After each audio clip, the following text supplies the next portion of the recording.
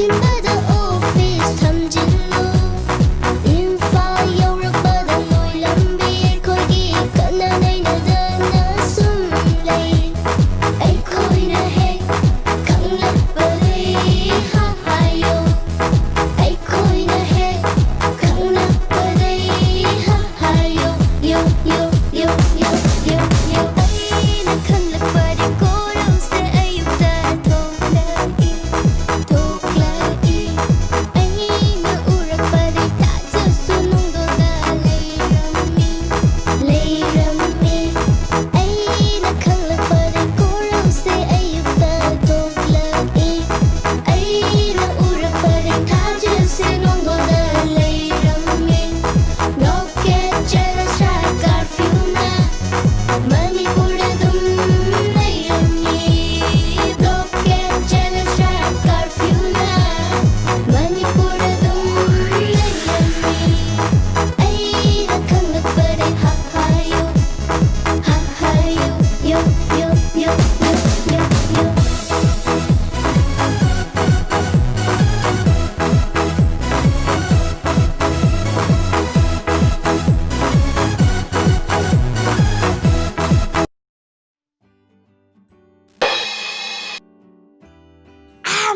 ꯈꯪꯅꯤꯗꯅ ꯃꯣꯏ ꯂꯥꯛꯇ ꯂꯥꯛꯈꯤꯁꯅꯨ ꯍꯧꯖꯤꯛ ꯐꯥꯎꯕ ꯂꯥꯛꯇꯕꯤꯒ ꯇꯧꯏꯅꯦ ꯑꯣꯖꯥ ꯑꯩꯉꯣꯟꯗ ꯉꯥꯏꯍꯜꯂꯤꯅꯦ ꯈꯔ ꯊꯦꯡꯈ꯭ꯔꯦ ꯑꯣꯖꯥ ꯍꯧꯔꯁꯤ ꯈꯔ ꯊꯦꯡꯊꯣꯛꯑꯕꯣ ꯑꯣꯖꯥ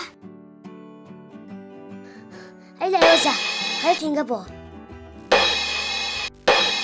ꯍꯧꯔꯁꯤ ꯑꯣꯖꯥ ꯌꯥꯝ ꯋꯥꯏꯌꯦ ꯑꯣꯖా ꯑꯩꯁꯦ ꯃꯍꯩ ꯌꯦꯟꯕꯤ ꯃꯍꯩꯅꯦ ꯑꯩꯅ ꯅꯈꯣꯏꯗ ꯌꯦꯜꯂꯛꯀꯗꯣꯏꯁꯦ ꯀꯔꯤꯒꯤꯅꯣ ꯅꯈꯣꯏꯅ ꯊꯦꯡꯂꯛꯏꯁꯦ ꯍꯥꯏꯌꯨ ꯑꯣꯖꯥ ꯑꯩꯈꯣꯏꯅ ꯁꯨꯝ ꯉꯥꯏꯕ ꯑꯣꯖꯥꯅ ꯊꯦꯡ ꯁꯨꯝ ꯂꯥꯛꯄ ꯑꯗꯨ ꯅꯨꯡꯉꯥꯏꯕ꯭ꯔꯥ ꯌꯦꯡꯉꯨꯅꯤꯗ ꯑꯣꯖꯥ ꯅꯨꯡꯉꯥꯏꯇꯦ ꯅꯈꯣꯏꯅ ꯉꯟꯇꯥ ꯂꯥꯛꯆꯔꯒ ꯑꯩꯕꯨ ꯊꯦꯡꯕ ꯇꯥꯍꯟꯕ ꯃꯇꯝ ꯆꯥꯅ ꯂꯥꯛꯎ ꯃꯇꯝ ꯆꯥꯅ ꯑꯣꯖꯥ ꯃꯇꯝꯁꯤꯕꯨ ꯀꯃꯥꯏꯅ ꯆꯥ ꯂꯥꯛꯇꯣꯏꯅꯣ ꯑꯣꯖꯥ ꯍꯥꯎꯔꯣꯏꯗꯣ ꯑꯣꯖꯥ ꯑꯩ ꯆꯥꯕ ꯉꯝꯃꯣꯏꯗꯣ ꯑꯣꯖꯥ ꯍꯦ ꯐꯩꯔꯦꯡꯕꯤ ꯌꯥꯔꯦ ꯇꯣꯛꯑꯣ ꯑꯩꯅ ꯅꯈꯣꯏꯗ ꯂꯥꯏꯔꯤꯛ ꯇꯥꯛꯄꯤꯗꯦꯀꯣ ꯂꯥꯏꯔꯤꯛꯇꯤ ꯅꯈꯣꯏꯒꯤ ꯁ꯭ꯀꯨꯜꯗ ꯂꯣꯏ ꯇꯝꯖꯔꯦ ꯑꯩꯅ ꯅꯈꯣꯏꯗ ꯀꯔꯤ ꯇꯥꯛꯄꯤ ꯂꯥꯏꯁꯨ ꯍꯧꯖꯤꯛꯁꯦ ꯂꯥꯏꯔꯤꯛꯇꯤ ꯍꯩꯔꯒ ꯂꯥꯏꯁꯨ ꯈꯪꯗꯕ ꯃꯤ ꯃꯌꯥꯝ ꯂꯩꯃꯟꯈꯤꯗꯅ ꯑꯗꯨꯅ ꯑꯩꯈꯣꯏ ꯂꯣꯏ ꯋꯥꯔꯦ ꯐꯔꯦ ꯅꯪ ꯍꯥꯏꯌꯨ ꯌꯨ ꯊꯛꯄꯒꯤ ꯀꯥꯟꯅꯕ ꯀꯔꯤꯅꯣ ꯑꯣꯖꯥ ꯑꯩ ꯍꯥꯏꯒꯦ ꯌꯨ ꯊꯛꯄꯅ ꯆꯈꯥꯎ ꯁꯣꯛꯍꯜꯂꯤ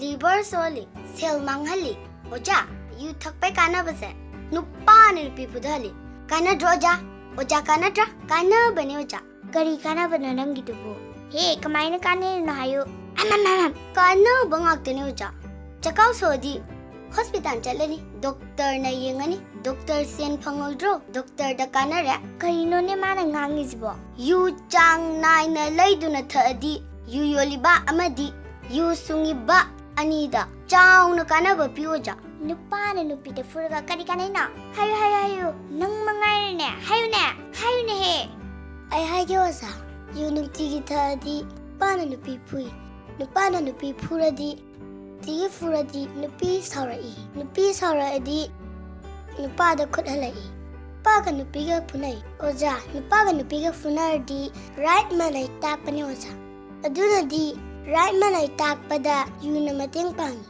ꯌꯨ ꯊꯛꯄ ꯌꯥꯝ ꯀꯥꯟꯅꯩ ꯑꯣꯖꯥ ꯍꯥꯏ ꯀꯩ ꯀꯥꯟꯅꯕꯅꯣ ꯅꯪ ꯍꯥꯏꯗꯨ ꯀꯩꯅꯣ ꯆꯕꯦꯡ ꯀꯩꯁꯨ ꯀꯥꯟꯅꯗꯕ ꯐꯠꯇꯕ ꯆꯤꯟꯖꯥꯛ ꯆꯥꯁꯤꯜꯂꯒ ꯂꯥꯏꯌꯦꯡꯕ ꯂꯥꯛꯇꯨꯅ ꯍꯣꯁꯄꯤꯇꯥꯜꯗ ꯃꯤ ꯆꯤꯟꯍꯜꯂꯤ ꯑꯃꯗꯤ ꯗꯣꯛꯇꯔꯁꯤꯡꯗ ꯑꯋꯥꯕ ꯄꯤ ꯌꯨꯝꯗ ꯃꯩꯇꯩ ꯃꯅꯥꯎ ꯈꯠꯅꯕ ꯆꯩꯅꯕꯅ ꯇꯨꯡꯒꯤ ꯃꯤꯔꯣꯜ ꯑꯣꯏꯒꯗꯕ ꯃꯆꯥꯁꯤꯡꯗ ꯑꯋꯥꯕ ꯑꯣꯏꯍꯜꯂꯤ ꯃꯈꯣꯏꯒꯤ ꯀꯣꯛꯇ ꯐꯠꯇꯕ ꯋꯥꯉꯥꯡ ꯁꯉꯥꯡ ꯀꯌꯥ ꯆꯨꯈꯤꯗꯨꯅ ꯇꯨꯡꯒꯤ ꯐꯠꯇꯕ ꯃꯤꯔꯣꯜ ꯑꯣꯏꯍꯜꯂꯤ ꯌꯨ ꯊꯛꯄꯒꯤ ꯀꯥꯟꯅꯕ ꯂꯩꯇꯦ ꯅꯈꯣꯏ ꯈꯪꯒꯅꯤꯀꯣ ꯍꯣꯏ ꯑꯣꯖꯥ ꯑꯩꯈꯣꯏ ꯈꯪꯒꯅꯤ ꯀ꯭ꯋꯥ ꯖꯔꯗꯥ ꯆꯥꯕꯒꯤ ꯀꯥꯟꯅꯕ ꯈꯔ ꯍꯥꯏꯌꯨ ꯑꯣꯖꯥ ꯑꯩ ꯍꯥꯏꯒꯦꯗ ꯀ꯭ꯋꯥ ꯖꯔꯗꯥ ꯆꯥꯕꯅ ꯌꯥꯔꯖꯦ ꯇꯤꯟ ꯆꯥꯍꯟꯗꯦ ꯈꯪꯉꯦꯗꯅ ꯈꯪꯒꯗ꯭ꯔꯣ ꯑꯣꯖꯥ ꯑꯗꯨꯒ ꯃꯧꯁꯤꯡꯁꯦ ꯀ꯭ꯋꯥ ꯖꯔꯗꯥ ꯑꯃ ꯎꯃꯗꯤꯅꯦ ꯀꯣꯜ ꯂꯤꯛ ꯐꯦꯡꯕꯁꯦ ꯌꯥꯝ ꯊꯨꯂꯣꯏ ꯋꯥꯏꯔꯝ ꯁꯤꯠꯄ ꯌꯨꯝꯒꯤ ꯊꯕꯛ ꯏꯉꯥꯡ ꯀ꯭ꯋꯥ ꯖꯔꯗꯥꯕꯨ ꯍꯦꯛ ꯆꯥꯔꯕ ꯌꯥꯝ ꯊꯨꯅ ꯍꯦꯛꯇ ꯂꯣꯏ ꯆꯥꯗ꯭ꯔꯕ ꯃꯣꯏ ꯑꯗꯨꯝ ꯉꯝꯗ꯭ꯔꯦ ꯑꯗꯨꯒ ꯈ꯭ꯋꯥꯏꯗꯒꯤ ꯅꯨꯡꯉꯥꯏꯕ ꯅꯪ ꯑꯣꯖꯥ ꯁꯥ ꯉꯥ ꯆꯥꯔꯒꯅꯦ ꯆꯤꯟ ꯅꯨꯡꯉꯥꯏꯇꯕꯁꯦ ꯀ꯭ꯋꯥ ꯖꯔꯗꯥ ꯑꯃ ꯆꯥꯔꯕ ꯑꯗꯨꯝ ꯅꯨꯡꯉꯥꯏꯍꯜꯂꯦ ꯑꯩꯅ ꯍꯥꯏꯕ ꯅꯠꯇꯦꯀꯣ ꯑꯣꯖꯥ अच्छा गन हाइबने कना रोजा क्वाजा दे हम कनै को हे तुमि लियो करी कना नंगांग दो ख्वाइ कना देबा पोनी ai हाइगे ताव क्वा साबजिना कैंसर लेना नारकपदा अचोबा मतेंग पांगहले या तिन चादना बहिदाक लेना नुपी की हकचांग एक्टिव ओइनबा चिंजाक मैम लेना सांगा सारगा क्वा साबै महुता hai mechet ama sayadra yadra yabne cancer leina na nakrati laing badi amwai punsi tel hali madu na khoi pambra haiba pamde oja he nang le khangadra oja khara kaukre kari ki kauri no oja ai kokse ai gb leba oja na 16 gb taksale chanda da wane da oja chanda oja adudi lesira yaman krabara ai taise adudi lesiko oja kenom taijege oja ai khonok to tang sore yam fajayi oja kitanga semduadi yam fajani oja ai hajarake ai dine mina nokpa mina sauba kitang thiraba aina semdu bung aktani ai sendu pirake oja sumai nokpiyo huha Teng teng Huha Fazajo aja Sumai no piyo aja Hey Mayam fazay ne Ang tabo no kina Huha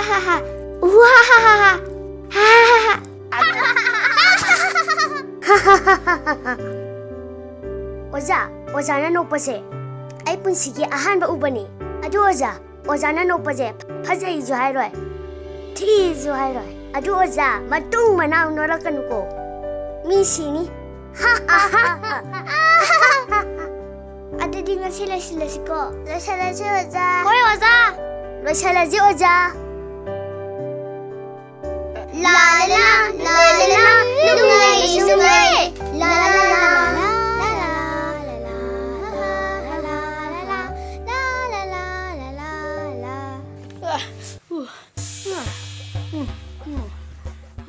Kaya minister na yung pasada labisibo.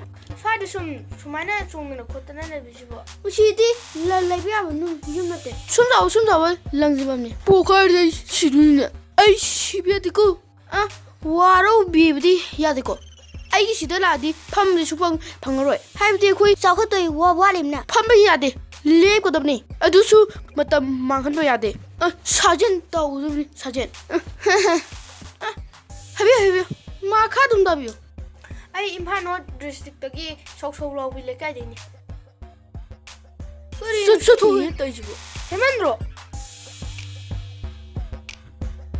Imphal no tagi madudi akhoi home baiba pebam polum hoi manak diyo.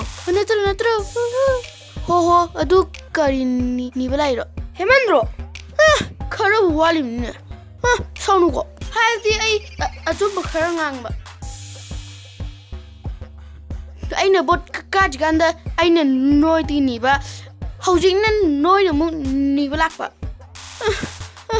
Kai suka de ni pining ngasu pining da su pini. Haibdi ay social worker ni na. Leri mai je kari lagam de. Sir Pung tama khaida sanchion ba dukama sangaga dori mapuduna lapidaba yadena kan haime 2061 gi khwai sanchion ba sanchi shop oiduni aduga organic vegetable su ma kain phangya sir ai san lising ahumak mana lo sati yondri makam da khoi je khungi khanana na bathorne topping na minister karam na hat kani kari no habi to sorry kare Minister karam na hat kine jab nate Minister karam na hap kine jab do maina ayudara tangano pungano 11 am 15 October 2061 li mai jumti una yani sir yenge October 15 2061 Oh no yaroi bo Kay nune hajibo yam luba thaba yam leire ayuki matamdana akhoi minister irober tamba chakani at irin river Number 2, nganu thongba with organic vegetables chaba chakani. 8. Sanjembam. Ahom subada sargi pukangiba si handanaba zombie dance. Ha ha ha. Number 4. Thabak happy rubasing sel piraktabagi sel thoba chakani. Oi! Lili! Nang du soy lili! Ah, sorry sir. Sibu kana isalibno ba sibu? As, ay sorry. Sorry. Sumaina hagi do bane sir. Thabak wa nomada selfie basing. Akogi minister na tingba chakani. Lili! Good! Minister, ay se adum yaban. Watabani. Walsu haibiro. Aroy bada dance with superstar Namjabani. 8. Marble Hotel. Lili! Amuko soy matong side masi minister. Sorry sir. As, amka ju sorry sir. Ayuki roy batu tang tokiro. Adudi akoy function ji yaw nang ani. Sunga yaroy. Maramdi Education Minister Porongi City of Water haidana isingtaki oiba nungaiba mafam ama sangagadori. Numituda Manipurgi miyam laaga isingda upana upa longwana longba taubana tauba nandaba yam nungaidori.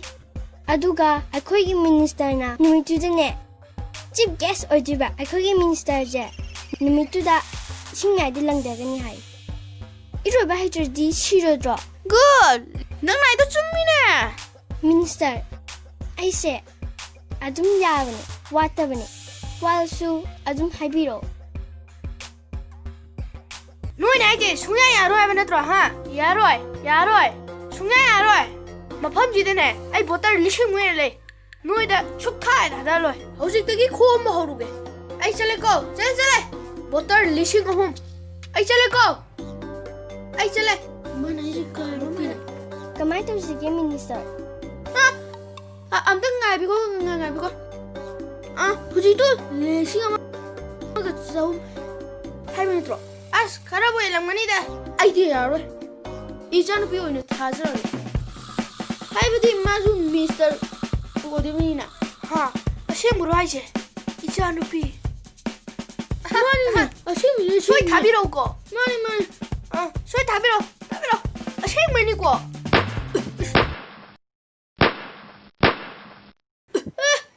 Lo. Hey, yam haibani. Ashi yam haibani.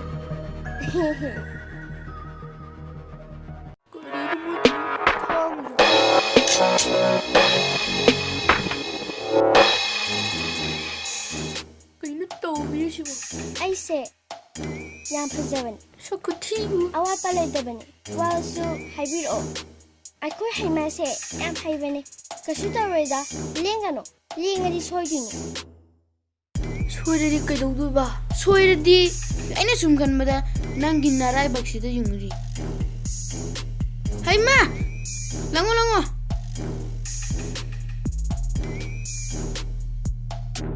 Hey ma, yunge. Mayam hai bani. Hai ma. Pama gusulang hai ma. Once more. Come on. One more. Amu ko lang mo. Koy hanayam haye. Mayam haibani. Kasuta ro. Yung siul ba?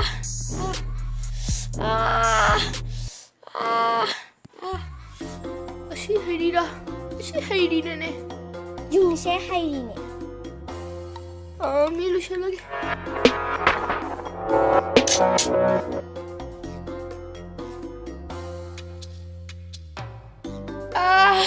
Hey ma, good. Amo ka lang silo.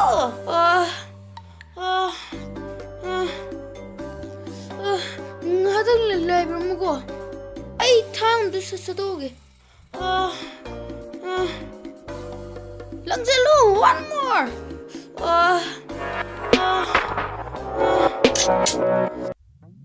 Kashi sorida. Koy haimase.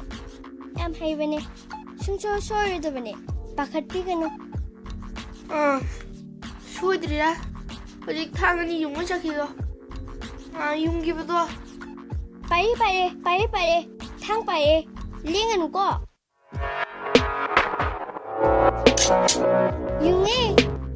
ꯌꯨꯡꯉꯦ ꯌꯥꯝ ꯍꯩꯕꯅꯦ ꯍꯥꯏꯗ꯭ꯔꯣ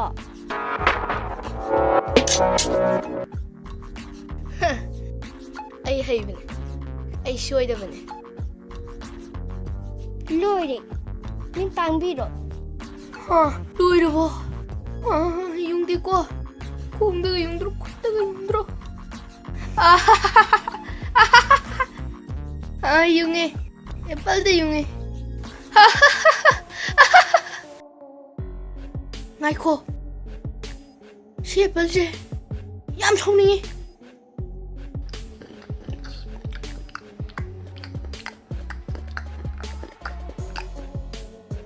ꯁꯤ ꯑꯦꯄꯜꯁꯦ ꯌꯥꯝ ꯁꯥꯎꯅꯤꯡꯉꯤ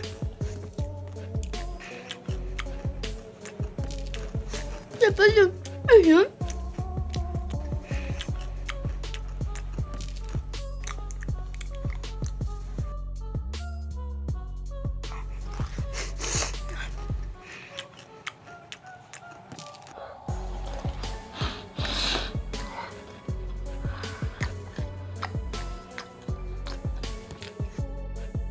그냥 맨 할때 저거 처럼 강인해라.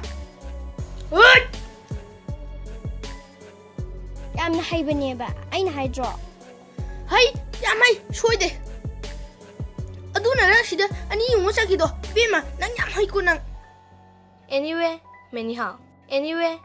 anyhow. ꯑꯩꯅ ꯄꯥꯝꯕ ꯊꯕꯛ ꯐꯪꯗꯕ ꯌꯥꯗꯦ. ꯑꯗꯨꯕꯨ ꯍꯧꯖꯤꯛꯇꯤ ꯐꯪꯉꯦ. ꯅꯪꯒꯤ ꯑꯄꯥꯝꯕ ꯍꯥꯏꯌꯣ ꯑꯍꯟ. ꯑꯩꯒꯤ ꯑꯄꯥꯝꯕ ꯍꯥꯏ 15 October 2061 11 AM ꯁꯟꯖꯦꯟꯕꯝ ꯈꯨꯟ Chief guest. ꯑꯗꯨ ꯑꯣꯏꯗꯤ ꯂꯩꯁꯥꯕꯤ ꯈꯔ ꯊꯝꯕꯤꯔꯝꯃꯣ. ꯀꯔꯤꯒꯤꯅꯣ ꯊꯥꯕꯜ ꯆꯣꯡꯊꯣꯛꯀꯦ. ꯌꯥꯏꯅ ꯁꯤꯟꯒꯦ 이모기보 소리 좋은가다만은 된가다니 답은 ꯉꯥꯏꯈꯣ ꯀꯔꯤꯒꯤ ꯊꯥꯕꯜꯅꯣ ꯃꯇꯝ ꯆꯥꯗꯅ ꯊꯥꯕꯜ ꯃꯨꯁꯤꯟꯕ ꯌꯥꯕ꯭ꯔꯕ ꯂꯥꯏꯔꯤꯛ ꯂꯥꯏꯁꯨ ꯍꯩꯇꯕ ꯀꯅꯥ ꯀꯣꯛꯅ ꯁꯤꯜꯂꯤꯅꯣ ꯍꯥꯏꯌꯨ ꯀꯅꯥ ꯁꯤꯜꯂꯤꯅꯣ ꯊꯥꯕꯜꯁꯦ ꯃꯒꯨꯟ ꯌꯥꯝ ꯂꯩꯈ꯭ꯔꯖꯥꯠꯅꯤ ꯇꯥꯡ ꯆꯥꯗꯅꯅꯦ ꯄꯪꯁꯤꯟ ꯁꯤꯟꯖꯜꯂꯒꯅꯦ ꯐꯥꯒꯤꯗ ꯍꯥꯡꯒꯅꯨꯀꯣ 이마, ꯑꯩ ꯋꯥ ꯑꯃ ꯍꯥꯏꯒꯦ. ꯑꯩ ꯋꯥ ꯉꯥꯡꯅꯤꯡꯗꯦ. ꯃꯦꯗꯥꯝ ꯀꯩꯝꯇ ꯍꯥꯏꯖꯒꯦꯕ ꯊꯥꯕꯜ ꯁꯤꯔꯤꯕꯁꯦ ꯑꯇꯩ ꯀꯅꯥꯁꯨ ꯅꯠꯇꯦ ꯑꯩꯈꯣꯏꯒꯤ ꯍꯩꯃꯥꯅꯅꯦ ꯍꯩꯃꯥ ꯑꯩꯈꯣꯏ ꯍꯩꯃꯥꯅ ꯑꯗꯨꯗꯤ ꯃꯇꯥꯡ ꯆꯥꯔꯝꯃꯅꯤ ꯏꯆꯥꯁꯦ ꯏꯃꯦꯜ ꯂꯣꯏꯔꯕꯤꯅꯦ ꯍꯧꯖꯤꯛꯅ ꯅꯣꯡꯃꯩꯗ ꯔꯤꯁꯔꯁ ꯇꯧꯔꯤꯅꯦ ꯋꯥꯔꯧꯕꯤꯕ ꯌꯥꯗꯦꯀꯣ ꯑꯩꯗꯤ ꯂꯥꯏꯔꯤꯛ ꯂꯥꯏꯁꯨꯒꯤ ꯃꯇꯥꯡꯁꯦ ꯌꯥꯝꯅ ꯂꯨꯅ ꯂꯧꯖꯩ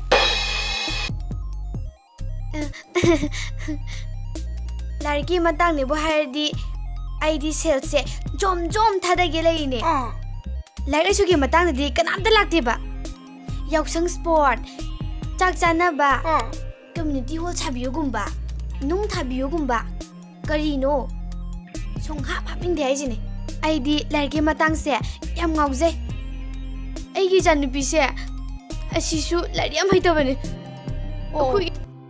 ꯑꯩꯈꯣꯏꯒꯤ ꯃꯤꯅꯤꯁꯇꯔꯗꯣ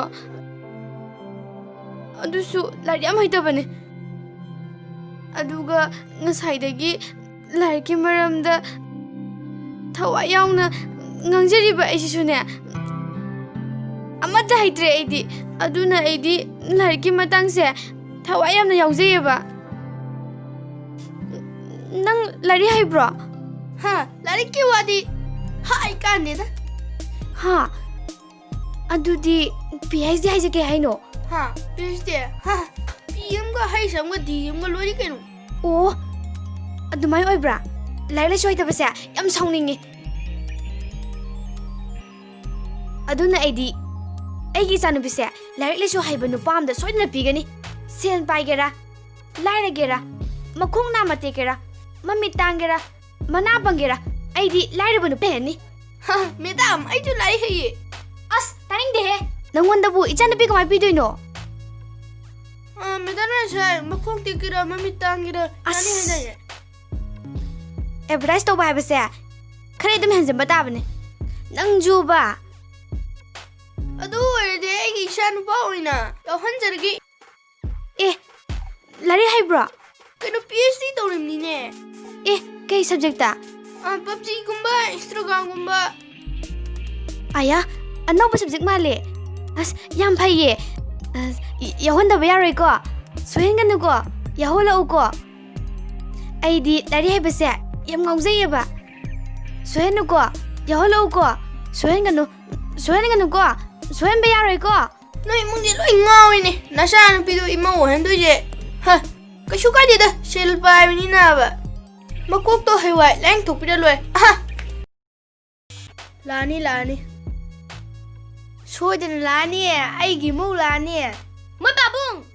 karigino aibu mangani chakauba chalandrisibo aina chagidana sarengado loina maklemani aina chatradi ufabe nang khangoi ne kaino haisibo sidabu kai laige kai laige basida as mani tombi sarengdo idea ro haisini hare numidang ne ok kilo ni laidaba sungya ro matumdo suk chang thonggadaba ufabe laktoji chief minister masanfi khangaba mani mau oiraba nangi o kilo ni do kashu nate kilo manga dum na thuke adudi waso one nakutto kokta thammo waso oba o kilo manga laini na ufabe ai o kilo manga gi waksa kada minate khaba ima wa oiraba o kilo manga nate sammo bo thong pijage khaba laine la imau la imau la ima aina megada as nangi se matang ni jade he ima ai wa ama haige ai bangang ningde madam na hangido pung tara hajaramane adusu maitai pungda aha maitai pung ajidi kitang chondanabane pung tara haradi pung tara ni thoida lakadaba adu edi chap sadam adu madam kai man do bino aiti mobani matamina wasam njotte yata sajara thada galore adu dai di wish eta pasangani as lore da meda waro yade ko madam oh yare aidi larki matang ni bo hardi sel se jom thada ge leine nahan somna English ama haiba chanu pa ma le haibado adugi da maktane aina lakchari se somsu lariam hairam dong male Madam, lariki wadi aisa fazna tamay matam yama ngaban larik se fazna tamay madam aisa madam 5 pass ni ay as kayo tayo sibo 5 pass adudi labiam phaye aidi sukdam mutam jarakte madam aishu class 2 pass ni oh somne na labiam phay Madam, yaroda sasila oba Madam, moi sai se lai se matam ne ba yaroba laoba just laoba ngai ko he kain tai sibo ha kaino ba tawije akoi sansam lep lei bai ro ibe ma chawu yadi ko akhoi ga noi gi mari mata oidurabani na kai ba haibedi ibe mana bole bani akhoi na thadani adudi mari mata oidriba ha madam mai na yi summani da nahana khoi chief minister na haibi rakhido akhoi je chakhulak na ba chongfan na exercise tawdana ko tana laigadamni ko adu haijamni na madam larki matang ni bo hardi sel se jom thada ge leine Madam, big to sam ta yaw ma ba oh larki matang ni bo hardi sel se jom thada ge leine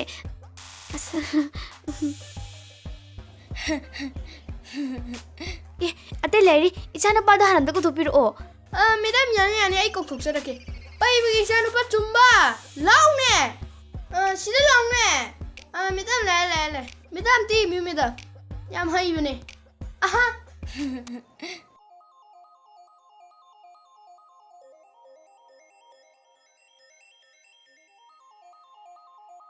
phibam amane thoklei sidi larki heram dong mali he Jumbala o Madam, yam haibane Class 1 ne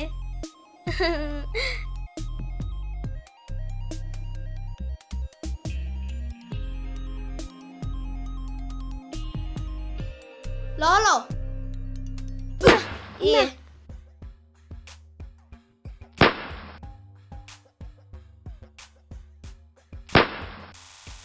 Ay pame. Ay pame. Ima. Lili. Ay pame. Ay ma, pami. Ay ma. Ay ma. May tupi jam pame. Ha. Tupi. Tupi pame ba? Ay ma. Bituko. Bituko. Bituko.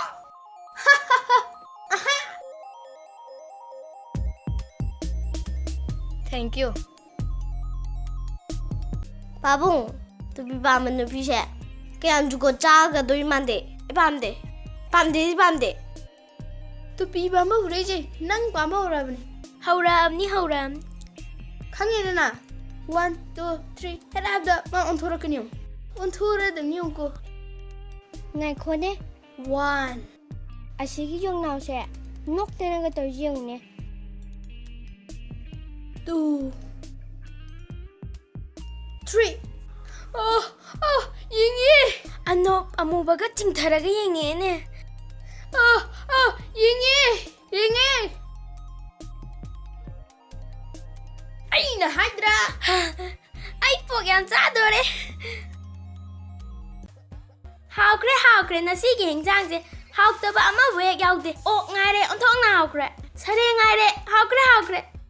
ꯑꯩꯗꯤ ꯂꯥꯏꯔꯤꯛꯀꯤ ꯃꯇꯥꯡꯅꯦꯕꯨ ꯍꯥꯏꯔꯗꯤꯅꯦ ꯁꯦꯜꯁꯦ ꯖꯣꯝ ꯊꯥꯗꯒꯦ ꯂꯩꯔꯤꯅꯦ ꯑꯗꯣꯝꯅ ꯉꯁꯤ ꯆꯥꯕ ꯐꯪꯉꯤꯕ ꯀꯠꯄ ꯐꯪꯕꯤꯔꯤꯕꯗꯣ ꯂꯥꯏꯔꯤꯛ ꯍꯩꯕꯒꯤꯅꯤꯀꯣ ꯑꯩꯈꯣꯏꯒꯤ ꯏꯃꯨꯡꯒꯤ ꯃꯤꯁꯤꯡꯁꯦ ꯂꯥꯏꯔꯤꯛ ꯍꯩꯇꯕ ꯑꯃꯐꯥꯎ ꯌꯥꯎꯗꯕꯅꯤ ꯍꯪꯅꯤꯡꯕ ꯀꯣꯏꯁꯟ ꯑꯃꯗ ꯂꯣꯏ ꯈꯨꯝꯃꯛꯀꯅꯤ ꯍꯥꯏꯅ ꯁꯤꯗ ꯀꯩꯅꯣꯝꯕꯨ ꯅꯤꯡꯁꯤꯡꯉꯛꯑꯦꯅꯦ ꯑꯩꯗꯤ ꯏꯪꯂꯤꯁ ꯉꯥꯡꯕꯁꯦ ꯌꯥꯝ ꯄꯥꯝꯖꯩ ꯑꯗꯨꯅ ꯏꯕꯨꯡꯉꯣꯁꯦ ꯏꯪꯂꯤꯁ ꯀꯌꯥꯝ ꯍꯩꯒꯦꯗꯣ ꯑꯝꯇꯪ ꯌꯦꯡꯅꯤꯡꯉꯦ Yengbiyo. Mana English ngangbasidine. Aina ok matum yotpaga chap manai. 이붕어 시다 라오네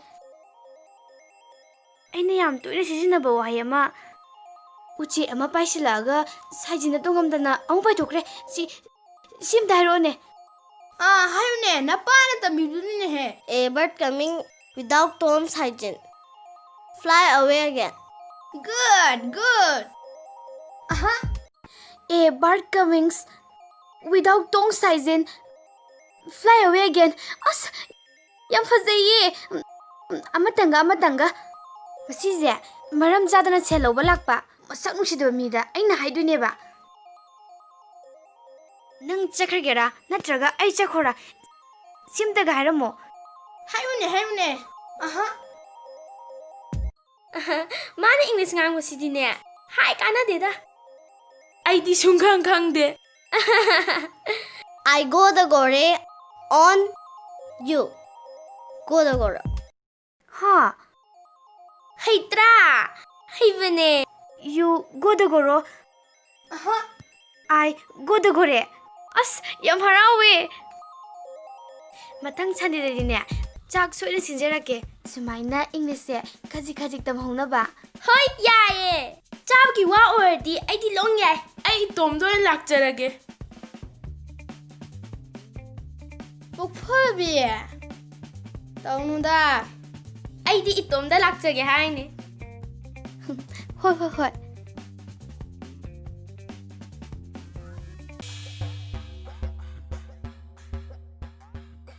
Kayarak sure. Akoy na bom lang salisa. 이제 그만 소리 Ado kaya di sure. Pokhaki ba? 이제 tauthong na ibada amu bo haidri Kaygina hayo. 이제나디 봄도 랑수는다 하이 우카야 랑수나 하이 아들 랑수라 똑바 Kari. 아이 도가니 아이 야로이 아이 자카니 아이 숭나 야로이 Kaygi tok toy no ba? Hayo. Heta to gya bro. 아이 도가니 나래 대접받아 비빔 자기 길이잖아 사바 도가니 Adu hayo dana. Kaygino. Minister pu kayna. Ai bo su usitri se. Ai sibu kari oinu uzano. 히로니 말에 아두기니 Kari, ai bu heroine. Iche, ai toni. Ai hangde yum chakani. Akoi ong ka tanglei ba ging sida. Nang tu khra. Akoi ni ka tangai ba. Loi ni ging je. Kai gi tok kane ba? Hayo, kai gi tok toi ba? Iche, ai toni. Ai hangai. Dimare tercepada. Ai kung ha muro. Lo ju kung ha pa toni. Adu hayu dana. Fare. Hayengdi Minister Pukai gi mafamda. Akhoi gi amatang lei ba bomda. Langsing kadabani. He, langsing kadabani habna te ko. Pokhai ang kadabani. Oi je. Pokhai lagi. Bang. Iche, hangdi ka hingjang thong no. Hingjang lo, are bam thong jalo. Iche, ai ngan dimare tercepada. Manu amma hura lakpani. Adu thong lage. Yai ne. Chalo chalo thong lo.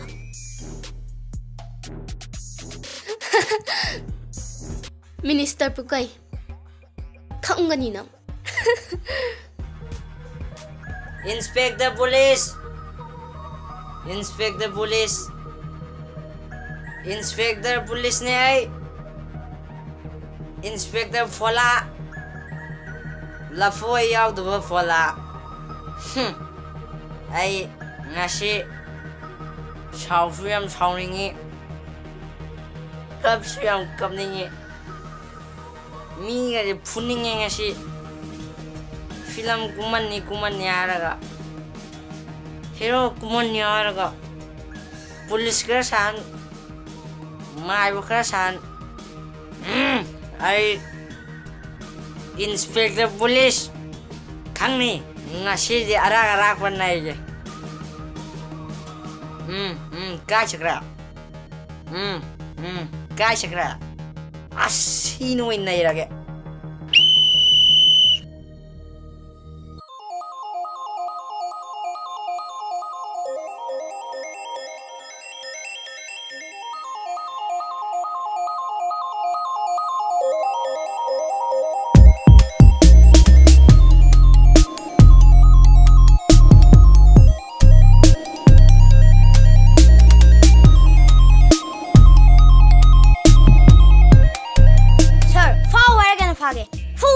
fuge. Sarna thado krai ba, thado kolore.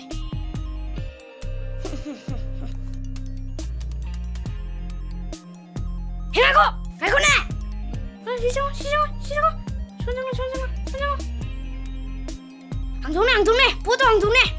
Hangtung ai dung lei ni, mam ki jing lei ni sa. Masak tiga. Hangtung ne. Henang du ne. Noi de che. Hagi ama. Awai de hagi. Amai pus. Ya maroi. Order ni order.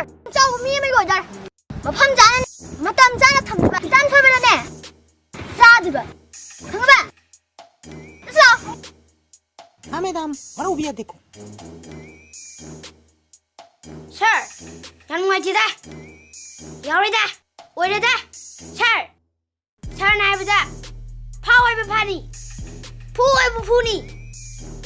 Adugo thado ki bideni nam ngai te. हे पंग नंगे खंगे नंगों the खुपाक थांगा भी मिसे मैंने इस तरह की मी वरम दोने transfer चलो इधरो वो इन्हें ला वो वरम बा वो इन्हें ना उड़ान बोरम बा पुलिस उबदा ना थाई देना चका था बा अदु सत्रे दूर बा नाइ पंगो अदु ना थादो को थांगा बा तो Yori da. ट्रांसफर चकेरो ऐसे ट्रांसफर मंगारे तरारे चलपदा खीरा बा खबा खीरा बा Sir, soi de da. Program ni nga le do hai da ni. हे ना थो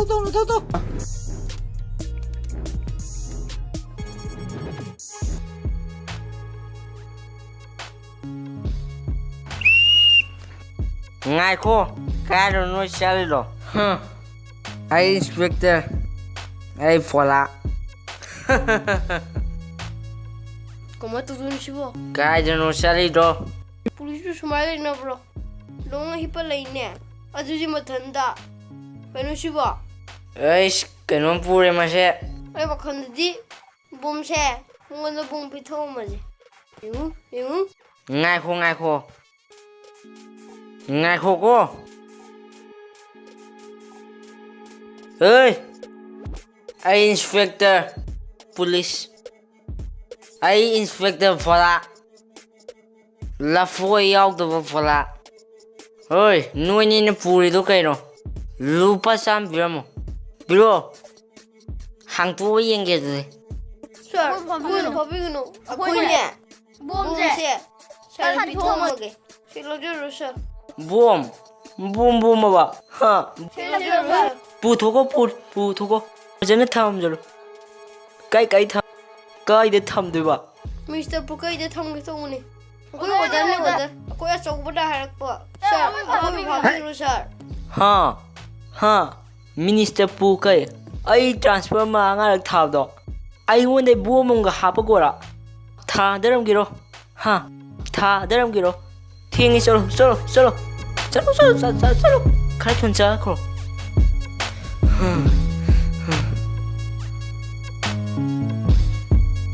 Phayengdagi serang ani thalaku loi hangre. Se kon da ung chalurage.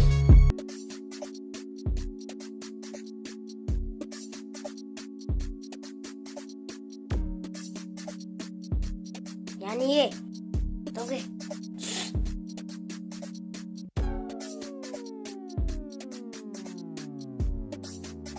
Ready? Kari ojano ne.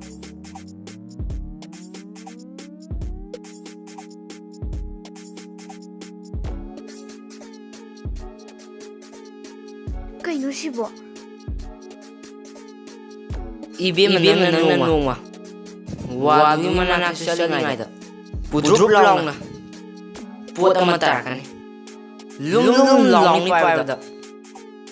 Maduni lam lai ma haije.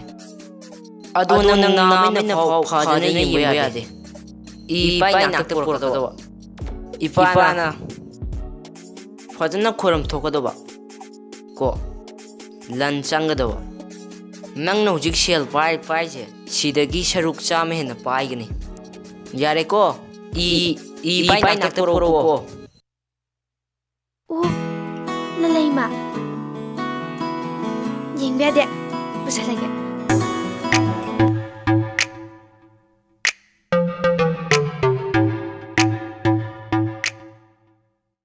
Yeah, dida. Lune gai na ngam to sang dida. Lune na sagai ba lu ito dina. Sir, natinang pali na pungangang no sir. Hinako! Iman mandida. 사진 너 please in mange. Kari. Ai, nap kare ai. Noi si kai doi ba. Ha. Hai biyo yani. Hoi sir. Lai sabi am ga pa khang am ga cha khib du hodro. Ash. Ai na haidra ba. Yang kuina detain to gubje. Sa ta do ke haidra ba. Ha. Hoji ti kai sara. Sir ki kai ki CID sajan na ga tharak boire mani na ga sara haidra ba. Ai khira ba. Puki khira ba. Khira ba. Ai na ai na ya de na. Yare ne. Makwe ni do. Yam lu bane. Khangbra. Khange sir. Puri ba poto zului. Moine charka do ba thabak zului. Aduna hado khamne sir. Kai no haijibo. Moina plastic ke enda pu gibdo. Puyi. Khange. Yam lu ba pore moine puri do sara khange. Aduda kai yawi khangbra. Khange. Yam lu ba pore ba yawi. Sir, ID khangi. Moine puri do. Bom ne bom. Kari. Boom ne. Hui. Ash. Among nap kare ne. Boom ne khangadi noi phaba kai do kewa. Sorry sir. Maise. Bhajana khang manati. Singna ba haiduni. Singna di phaba kai do kewa. Kai do kewa. Police ID singna di pha ka do wa. Noi she. Miyam gi ngak she na ba lai ba. Aduga boom do ai nak ta pu lai kari gi no ba. Noi hingi ai siu sini ba. Ai nak ta po khayan gi sini ba. Oi. Adu tau nu ko. Noi duty pha ta tau. Noi khang ne ba. Ado de tau binu sir. Transfer da khira ba. Sir, ai da faje na. Sir na faje ga. MLA mini minister mini edu thadu khoi. Ujigi ga yare. Ai ma ye. Kuba kya ba muile. Yare. Noi ko na lak pa kok to. Lak tan lang to ko. Khang ba. U am da thial thamu jo. Yendi taning de. Yare chalage. Ai chale. Shakshiga. Hey. Ai na noigi uniform do father na selama ba. Oirama ba. Ai na buom phangani. Buom pai ba mi du su phangani. Khanga ba. Hey. Mashi, hey. Noi ko. Ai dine. Film ki police. Shajana ba police. Oi. Oi. Sir, hꯧꯖꯤꯛ ꯍꯥꯏꯔꯝꯃꯤꯗꯨ ꯇꯥꯍꯧꯕ꯭ꯔꯥ? ꯇꯥꯍꯧꯗ꯭ꯔꯗꯤ ꯅꯥ ꯄꯥꯜꯂꯤꯁꯦ ꯎꯗ꯭ꯔꯣ? Sir, ꯐꯤꯂꯝꯒꯤ police ꯑꯩꯒꯤ ꯃꯥꯏꯗ ꯈꯨꯄꯥꯛꯅ ꯊꯥꯔꯝꯕ film police ꯑꯁꯤꯕꯨ ꯌꯥꯕ꯭ꯔꯥ sir? ꯌꯥꯗꯦꯗ sir. ꯑꯩ ꯐꯨꯅꯤꯗ. Hey! ꯉꯥꯏꯈꯣ! ꯉꯥꯏꯈꯣꯅꯦ ꯑꯩ ꯅꯪꯕꯣ. ꯊꯥꯗꯣꯛ! ꯉꯥꯏꯈꯣ. ꯅꯪꯒꯤ ꯑꯄꯤꯡ ꯑꯔꯥꯛꯇꯣ ꯅꯪ ꯅꯨꯄꯤꯗ ꯁ꯭ꯋꯥꯏ ꯇꯧꯔꯛꯀꯅꯨ ꯈꯪꯕ꯭ꯔꯥ? ꯑꯁꯦ ꯌꯦꯡꯉꯨ ꯁꯤ ꯑꯩꯗꯤ ꯑꯣꯏꯔꯝꯗꯣꯏꯅꯦ ꯇꯧꯁꯟꯅꯕ ꯑꯣꯏꯔꯝꯗꯣꯏꯅꯦ ꯑꯩ ꯇ꯭ꯔꯥꯟꯁꯐꯔꯁꯦ ꯈꯤꯔꯕ ꯈꯪꯉꯕ? ꯆꯠꯂꯣ ꯑꯁꯤꯗ ꯅꯊꯧ ꯇꯧꯔꯣ ꯆꯠꯂꯣ. ꯑꯩꯅ ꯍꯥꯏꯕ ꯅꯣꯏ ꯇꯧꯔꯝꯃꯕ ꯅꯠꯇ꯭ꯔꯥ? ꯕꯣꯝꯗꯣ ꯁꯨꯃꯥꯡꯒꯤ ꯅꯥꯀꯟ ꯄꯨꯈ꯭ꯔꯤ ꯑꯃ ꯂꯩ. ꯄꯨꯈ꯭ꯔꯤꯗꯨꯒꯤ ꯅꯥꯀꯟ ꯕꯛꯀꯦꯠ ꯑꯃ ꯂꯩꯔꯝꯃꯦ. ꯕꯛꯀꯦꯠꯇꯨꯒꯤ ꯅꯥꯀꯟ ꯀꯛꯆꯤꯡ ꯑꯃ ꯆꯠꯂꯝꯃꯦ. ꯀꯛꯆꯤꯡꯗꯨꯒꯤ ꯍꯦꯛ ꯅꯥꯀꯟꯗ ꯊꯥꯗꯔꯝꯃꯦ. ꯌꯥꯝ ꯐꯔꯦ. ꯑꯗꯨꯗꯤ ꯑꯩꯈꯣꯏꯒꯤ ꯕꯣꯝ ꯆꯤꯞ ꯃꯤꯅꯤꯁꯇꯔꯅ ꯎꯔꯝꯃꯅꯤ. ꯑꯩ ꯐꯣꯟ ꯇꯧꯒꯦ. ꯍꯜꯂꯣ. ꯍꯜꯂꯣ ꯅꯨꯡꯇꯣ. ꯍꯥꯏꯔꯣ. ꯑꯩ ꯆꯅꯨ ꯂꯩꯃ. ꯑꯩꯈꯣꯏꯒꯤ ꯕꯣꯝ ꯃꯁꯛ ꯎꯕꯤꯔꯕ꯭ꯔꯥ? ꯀꯥꯏꯗꯒꯤ ꯕꯣꯝ? ꯑꯝꯇ ꯎꯗꯦꯗ. ꯂꯪꯖꯦꯜꯂꯦ ꯄꯨꯡꯈꯥꯏꯗ ꯍꯥꯏ. ꯑꯃꯠꯇ ꯌꯦꯡꯁꯤꯒꯗꯧꯕꯅꯤ. ꯑꯃꯠꯇ ꯎꯕ ꯐꯪꯗꯦꯅꯦ. ꯀꯩꯅꯣ ꯍꯥꯏꯕꯤꯔꯤꯁꯤꯕꯣ? ꯉꯁꯤꯃꯛꯅꯦ ꯂꯪꯖꯜꯂꯝꯃꯤꯗꯣ. ꯀꯩꯅꯣ ꯎꯗꯦ ꯍꯥꯏꯕꯤꯔꯤꯗꯨꯕꯣ? ꯑꯗꯨꯒꯨꯝꯕ ꯑꯣꯏꯗ ꯄꯥꯗꯕ ꯉꯥꯡꯕꯤꯅꯨꯗ. ꯑꯩ ꯆꯅꯨ ꯂꯩꯃꯅꯤ. ꯃꯤꯡꯅꯤ ꯀꯥꯏꯅ ꯆꯅꯨ ꯍꯥꯏꯕꯗꯤ ꯂꯩꯁꯥꯕꯤ. ꯂꯥꯏꯃ ꯍꯥꯏꯗꯤ ꯃꯧ. ꯑꯗꯨꯗꯤ ꯃꯧꯁꯥꯕꯤ ꯇꯥꯔꯦꯅꯦ. ꯌꯥꯔꯦ ꯊꯝꯕꯤꯔꯣ. ꯀꯩꯅꯣꯕ ꯅꯣꯏ ꯇꯩꯁꯦ? ꯀꯩꯔꯛ ꯁꯨꯔꯦ? ꯕꯣꯝ ꯂꯪꯁꯤꯜꯂꯝꯃꯣ ꯍꯥꯏꯔꯒ ꯀꯗꯥꯏꯗꯅꯣꯕ ꯊꯅꯝꯃꯤꯗꯣ? ꯄꯥꯟꯁꯨ ꯄꯥꯟꯗꯅ ꯄꯥꯟꯕꯒ ꯁꯥꯏꯅꯦ. ꯊꯩꯕꯅ ꯃꯔꯣꯝ ꯍꯩꯔꯤꯕ. 이제 ꯑꯩ ꯏ ꯀꯥꯔꯛꯀꯅꯤꯀꯣ. 반드시 나이다. ꯕꯣꯝ 15 ꯅꯈꯣꯏꯅ ꯃꯥꯡꯍꯜꯂꯤꯁꯦ. 이제 봄도 아주 랑열람이네. 봄 잡아 미 어머 레이버 말래. ꯇꯥꯏꯟꯗꯦ. ꯃꯤꯅ ꯕꯣꯝ ꯆꯥꯕ ꯍꯧꯅꯗꯦ. ꯅꯣꯏꯅ ꯃꯐꯝ ꯆꯥꯅ ꯂꯪꯖꯟꯗꯕꯒꯤꯅꯤ. ꯈꯪꯉꯕ? ꯀꯔꯥꯏꯗ ꯃꯥꯡꯍꯜꯂꯤꯅꯣꯕ? ꯅꯣꯡꯃꯩꯁꯤꯃꯒ ꯃꯔꯨ ꯑꯃꯒ ꯀꯪꯂꯩ ꯒꯦꯡ ꯍꯥꯏꯗꯅ ꯂꯩꯔꯛꯏꯁꯦ ꯑꯩ ꯀꯌꯥꯝ ꯋꯥꯏ ꯈꯪꯕ꯭ꯔꯥ? ꯀꯥꯟꯗꯦ ꯃꯊꯪꯗꯗꯤꯅꯦ ꯃꯤꯅꯤꯁꯇꯔꯒꯤ ꯅꯨꯄꯤꯗꯣ ꯐꯥꯔꯒ ꯄꯣꯔꯛꯑꯣ. ꯈꯪꯉꯕ꯭ꯔꯥ? I like minister nupi. Okay? 세! लौरो. 마상는 티르는 산우 레이마 카인 두겠지. 해. 미 푸딩보다 까나로. 너희도 너무 통무랑 칸다바. 밍톤바 짜누 레면한테 에이. 잘로 야래. 가마이 또 강이노. 아니 강이 찌랑 그래게노. 짝통으로 잘로. 야래. 이제 짝퉁으로게 긴장 열을 거야. 해. 긴장이 어떤 거 많이 짜도이노. 이제 아주 짝 긴장 통화해줘. 까이노. 짝도 그 많이 짜도이노. 짝가 긴장가 불러 통. 강아브라. 나랑 뭐라 봐. 거기 풀으면 해왜. 좀 풀르게. 아스 야래. 잘로. 마루 그래 이제 값을 남는 거. 해. 마루도. 파자나 시지나시고. 낭나 갈리 wak한도. 남마이도 우달로이 강자니. 강아봐. 야님들씨. 미니스터기 누피 파다 배야 돼.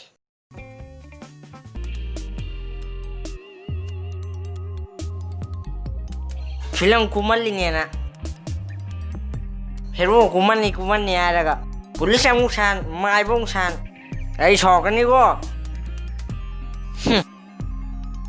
madugi doctor do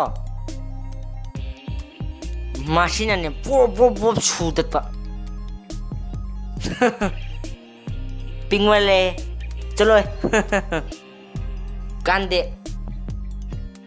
mamang na police halaga sel taluge towa bomon thenai ne mai bne fare mai be sare ganda minister nupi mu laksa laktana ꯑꯩꯅ ꯄꯨꯡꯉꯥꯏ ꯍꯥꯏꯖꯤꯜꯂꯒ ꯂꯨꯄꯥ 1,000 ꯄꯤꯔꯝꯃꯤꯅꯦ ꯄꯨꯡꯉꯥꯏ ꯍꯥꯏꯖꯤꯜ ꯂꯣꯏꯔꯦ 20% ꯆꯨꯝꯃꯗꯤ ꯂꯣꯏꯔꯦ minister ꯅꯨꯄꯤ ꯂꯥꯛꯄꯗꯣ ꯁꯣꯝꯗꯩꯅꯤꯅꯦ ꯂꯥꯛꯄꯨ ꯂꯥꯛꯑꯦꯅꯦ ꯂꯥꯛꯄꯨ ꯂꯥꯛꯑꯦ ꯐꯝꯍꯧꯔꯒꯦ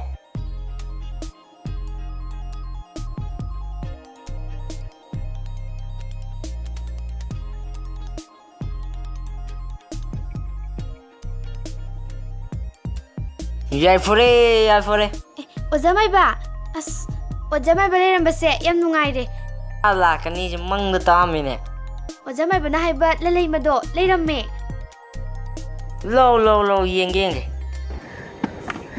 ꯂꯨꯝ ꯂꯥꯎꯋꯦ ꯑꯣꯖꯥꯃꯥꯏꯕ ꯑꯗꯨꯒꯤ ꯉꯥꯏꯔꯝꯃꯤꯅꯤꯅꯦ ꯂꯧ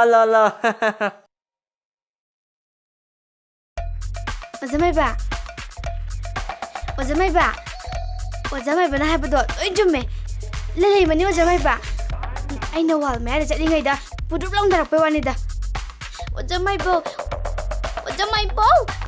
ꯑꯝꯇ ꯌꯦꯡꯕꯤꯌꯨꯕꯁꯦ ꯃꯁꯤ ꯎꯒ꯭ꯔꯦ ꯁꯤꯗꯤ ꯀꯣꯝꯄ꯭ꯂꯥꯟꯒꯤ ꯀꯟꯇꯦꯅꯔ ꯃꯥꯟꯗ꯭ꯔꯣ ꯑꯩ ꯃꯤꯠꯁꯤꯅꯅꯦ ꯐꯖꯅꯕꯨ ꯌꯦꯡꯖꯗ꯭ꯔꯕꯅꯦ ꯉꯥꯏꯈꯣ ꯇꯥꯏꯕꯪꯗ ꯎꯒ꯭ꯔꯦ ꯃꯁꯤ ꯀꯥꯏꯗꯅꯣ ꯎꯒ꯭ꯔꯦꯗ ꯑꯩꯒꯤ ꯀꯣꯛꯇꯥꯁꯤꯅ ꯃꯔꯣꯟ ꯑꯃ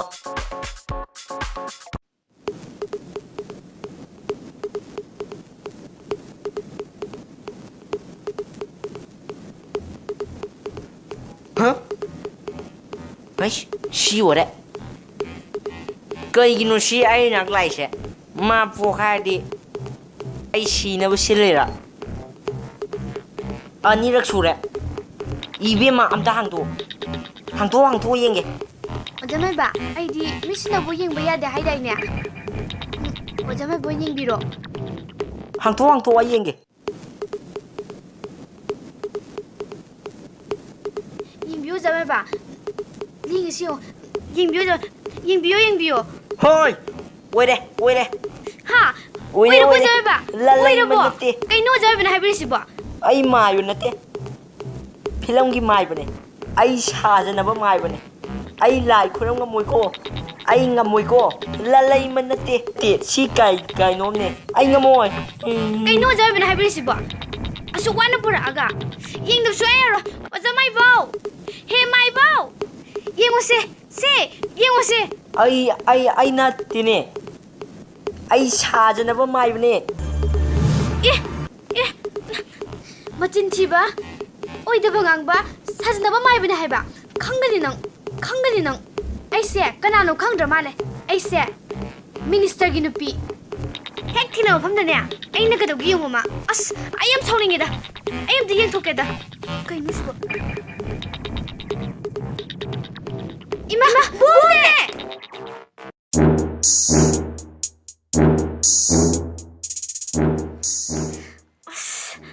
ꯀꯧꯇꯥꯗꯨꯅꯤꯅꯦ ꯍꯥꯞꯄꯤꯗꯣ ꯅꯣꯏ ꯂꯩꯁꯤꯕꯨ ꯀꯩꯗꯧꯅꯕꯅꯣꯕ ꯃꯤ ꯁꯤꯔꯣꯏꯗ꯭ꯔꯕ ꯈꯣꯡꯌꯥꯗꯅꯤ ꯀ꯭ꯔꯣꯡ ꯇꯥꯔꯛꯏꯗꯣ ꯄꯣꯈꯩꯅꯦ ꯑꯗꯨꯒ ꯑꯩꯅꯁꯨ ꯀꯣꯏꯄꯨ ꯄꯨꯔ ꯆꯠꯂꯤꯕ ꯑꯁ ꯍꯣꯏ ꯅꯣꯏ ꯀꯃꯥꯏ ꯇꯧꯏꯅꯣ ꯃꯥꯏ only wife only one bomb ꯄꯣꯈꯩ ꯑꯃꯗꯤ ꯂꯣꯏꯔꯗ꯭ꯔꯥ ꯕꯣꯝ ꯄꯨꯔꯤꯕ ꯂꯩꯁꯥꯕꯤꯗꯨ ꯕꯣꯝ ꯄꯨꯔꯤꯕ ꯄꯥꯈꯪꯗꯨ ꯂꯣꯏ ꯈꯪꯉꯦ ꯁꯥꯔ ꯍꯣꯏ ꯀꯔꯤꯒꯤ ꯐꯥꯔꯤꯅꯣ ꯕꯣꯝ ꯍꯥꯏꯗꯤ ꯕꯣꯝ ꯀꯔꯤꯒꯤ ꯐꯥꯔꯤꯅꯣ ꯍꯥꯏꯌꯨ ꯁꯥꯔ ꯃꯣꯏꯅ ꯄꯨꯔꯤꯕ ꯕꯣꯝꯗꯣ ꯀꯅꯥꯝꯇ ꯁꯣꯟꯗꯦ ꯀꯅꯥꯝꯇ ꯁꯦꯟꯗꯦ ꯑꯁꯣꯛ ꯑꯄꯟ ꯑꯝꯇ ꯌꯥꯎꯗꯦ ꯍꯥꯏꯇꯥꯔꯦ ꯁꯥꯔ ꯑꯗꯨꯅ ꯑꯁꯣꯛ ꯑꯄꯟ ꯅꯪꯍꯟꯗꯕ ꯕꯣꯝꯗꯨꯗꯤ ꯕꯣꯝ ꯅꯠꯇꯦ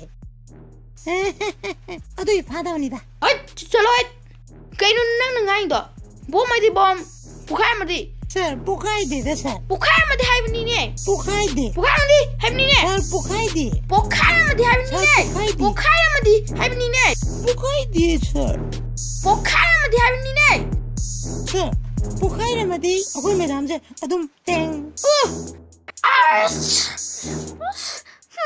My only wife nang transfer thawra ha nang transfer thawra na ꯑꯗꯨꯗꯤ ꯇꯧꯕꯤꯅꯨ ꯁꯥꯔ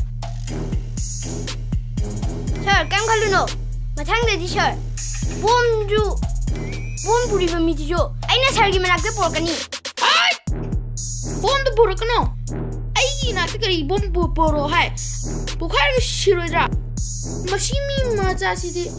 Sorry, sir. Boom duzu, boom puriba mi duzu. Midang gi mara ka purage. Hey, my only one wife. Nang boom work on him nine. If he be adana boom no wing to dana. Chalo yare. Chalo. Hoy sir. Boom before bungum daba. ꯑꯩꯈꯣꯏꯒꯤ ꯋꯥꯜꯁꯦ ꯁꯤꯗꯒꯤ ꯈꯤꯇꯪ ꯋꯥꯡꯅ ꯈꯥꯛꯁꯦꯕ ꯕꯣꯝꯗꯣ ꯂꯪꯁꯤꯟꯕ ꯉꯝꯗꯅꯕ ꯈꯣꯡ ꯌꯥꯗ꯭ꯔꯦ ꯇꯥꯔꯛꯏꯗꯣ ꯄꯣꯈꯥꯏꯕꯅꯤꯅꯦ ꯐꯖꯩꯔꯣ ꯁꯥꯔ ꯍꯧꯖꯤꯛꯇꯤ ꯅꯥꯟꯊꯣꯛꯈ꯭ꯔꯦ ꯀꯩ ꯁꯥꯔꯦ ꯑꯩꯅ ꯍꯥꯏꯕꯗꯨ ꯆꯨꯝꯕꯅꯦꯕ ꯑꯩꯉꯣꯟꯗ ꯈꯨꯄꯥꯛꯅ ꯊꯥꯔꯝꯕ ꯑꯗꯨꯁꯨ ꯅꯨꯄꯤ ꯑꯩꯅ ꯍꯥꯏꯁꯤꯅꯤ ꯀꯣꯏꯁꯨ ꯀꯣꯏꯔꯣꯏ ꯃꯥ ꯂꯧꯁꯨ ꯂꯧꯔꯣꯏ ꯃꯥ ꯑꯩꯗꯤ ꯃꯥ ꯐꯨꯅꯤ ꯍꯥꯏꯁꯤꯅꯤ ꯁꯥꯔ ꯑꯩ ꯐꯨꯅꯤ ꯁꯥꯔ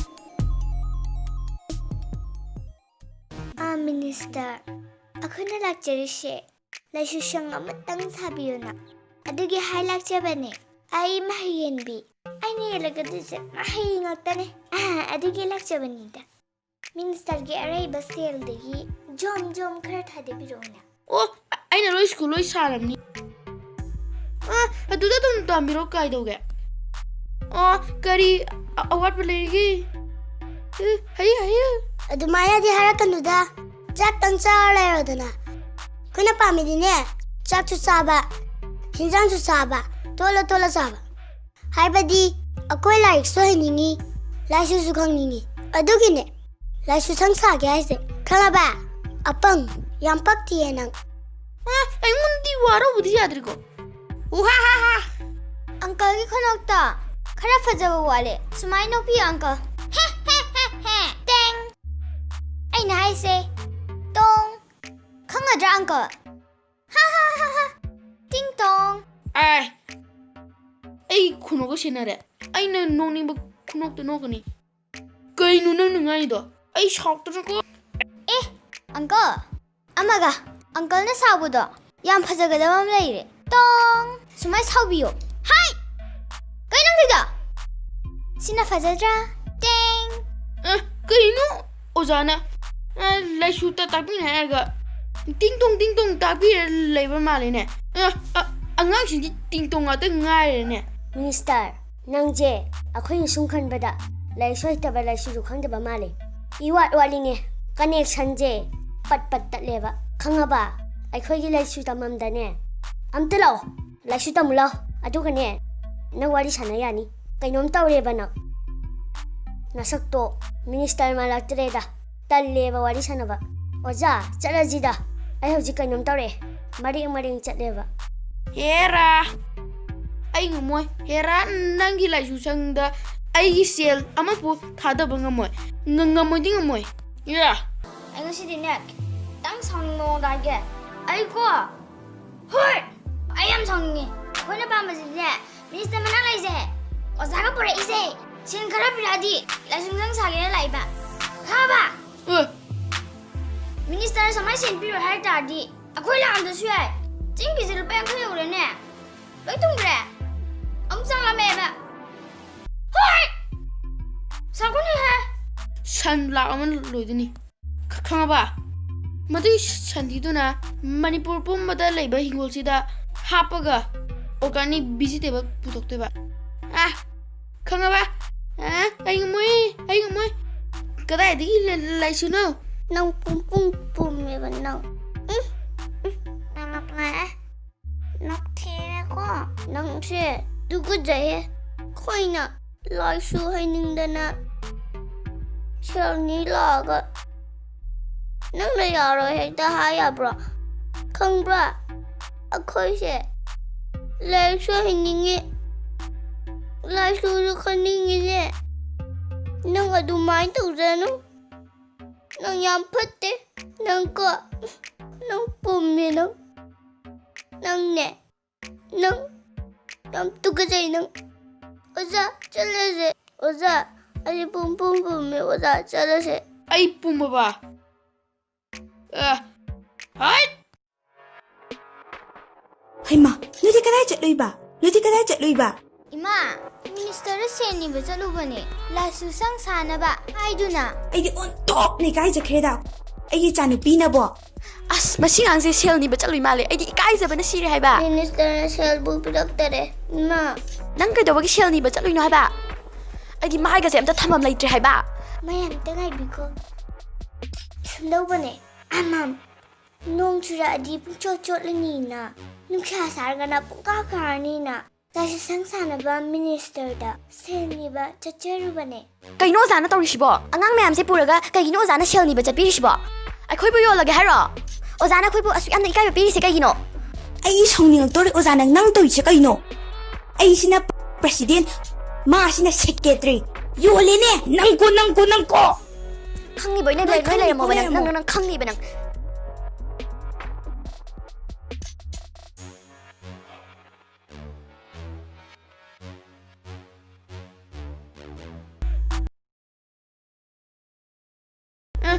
ꯐꯔꯦꯅꯦ ꯀꯔꯤ ꯂꯩꯀꯥꯏꯒꯤ ꯑꯣꯏꯕꯤꯔꯕꯅꯣ ꯁꯥꯔ ꯀ꯭ꯋꯥꯌꯣꯟꯕꯤ ꯂꯩꯀꯥꯏꯗꯒꯤꯅꯦ ꯀ꯭ꯋꯥꯌꯣꯟꯕꯤ ꯂꯩꯀꯥꯏꯗꯗꯤ ꯑꯩꯅ ꯁꯪ 3 ꯁꯥꯒꯗꯥꯏꯅꯦ ꯁꯥꯔ ꯁꯪ 3ꯗꯣ ꯍꯧꯖꯤꯛꯇꯤꯅꯦ ꯄꯠꯇꯅꯅꯦ ꯇꯦꯠ ꯇꯧꯗꯅ ꯂꯩꯍꯧꯋꯦ ꯁꯥꯔ ꯑꯗꯨꯅꯅꯦ ꯑꯅꯧꯕ ꯑꯃꯅꯦ ꯁꯥꯕꯤꯗ ꯌꯥꯗꯕ ꯁꯪꯗꯨꯗꯤ ꯁꯥꯒꯦꯅꯦ ꯑꯗꯣ ꯃꯊꯪꯒꯤ ꯏꯂꯦꯛꯁꯟꯗ ꯑꯩꯉꯣꯟꯗ ꯚꯣꯠ ꯀꯌా ꯐꯪꯍꯟꯗꯣꯏꯅꯣ ꯁꯥꯔ ꯑꯩꯁꯦ ꯃꯩꯔꯥ ꯄꯥꯏꯕꯤꯒꯤ ꯁꯦꯀ꯭ꯔꯦꯇꯔꯤ ꯃꯥꯅꯅꯦ ꯃꯩꯔꯥ ꯄꯥꯏꯕꯤꯒꯤꯅꯦ ꯄ꯭ꯔꯁꯤꯗꯦꯟ ꯑꯩꯈꯣꯏ ꯑꯅꯤꯅꯅꯦ ꯌꯨ ꯐꯥꯔꯨꯕ ꯃꯌꯥꯝꯗꯣ ꯑꯗꯨꯅꯗꯤ ꯑꯝꯇ ꯄꯤꯔꯛꯑꯔꯣꯏ ꯀꯩꯅꯣ ꯍꯥꯏꯁꯤꯕꯣ ꯍꯧꯖꯤꯛꯇꯤ ꯌꯨ ꯊꯛꯄ ꯉꯥꯛꯇ ꯉꯥꯏꯔꯀꯥꯟꯁꯤꯗ ꯃꯣꯏꯅ ꯊꯛꯑꯗꯤ ꯑꯩ ꯀꯃꯥꯏ ꯀꯧꯗꯣꯏꯕ ꯁꯥꯔ ꯀꯩꯝ ꯈꯟꯕꯤꯔꯨꯔꯅꯨ ꯑꯩꯈꯣꯏ ꯂꯩꯀꯥꯏꯗꯗꯤꯅꯦ ꯌꯨ ꯊꯛꯄꯅꯦ ꯃꯤ 5ꯇꯪ ꯂꯩ ꯃꯗꯨꯗꯤ ꯌꯥꯝ ꯐꯔꯦꯅꯦ ꯃꯗꯨꯗꯤ ꯅꯣꯏ ꯁꯪꯁꯥꯔꯦ ꯀꯝꯇ ꯈꯟꯕꯤꯔꯨꯔꯅꯨ ꯅꯣꯏ ꯁꯪꯁꯥꯔꯦꯀꯣ ꯌꯥꯝ ꯅꯨꯡꯉꯥꯏꯖꯔꯦ ꯁꯥꯔ ꯁꯥꯔꯅ ꯁꯪ ꯁꯥꯕꯤꯗꯣꯏꯁꯦ ꯁꯤꯃꯨꯛ ꯅꯨꯡꯉꯥꯏꯕ ꯂꯩꯇ꯭ꯔꯦ ꯁꯥꯔ ꯁꯥꯗꯣꯏꯅꯤ ꯉꯁꯤ ꯐꯥꯔꯤꯕ ꯃꯌꯥꯝꯗꯨꯕꯨ ꯀꯩꯅꯣ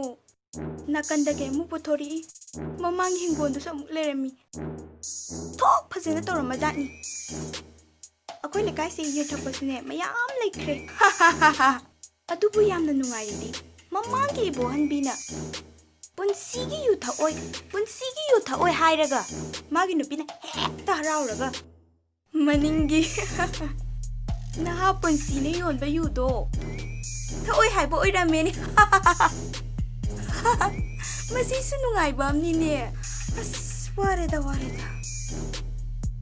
ꯃꯌꯥꯝꯒꯤ ꯊꯕꯛ ꯇꯧꯕꯁꯤꯗꯤꯅꯦꯀꯣ ꯀꯥꯟꯅꯗꯦ ꯉꯁꯤꯗꯤ ꯐꯝꯗꯣꯛꯀꯦ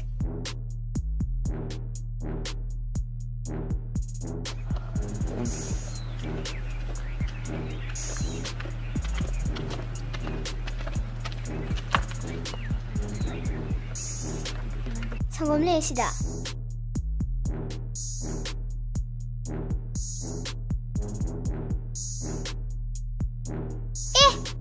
ꯁꯤꯗꯤ ꯌꯥꯔꯣꯏꯗ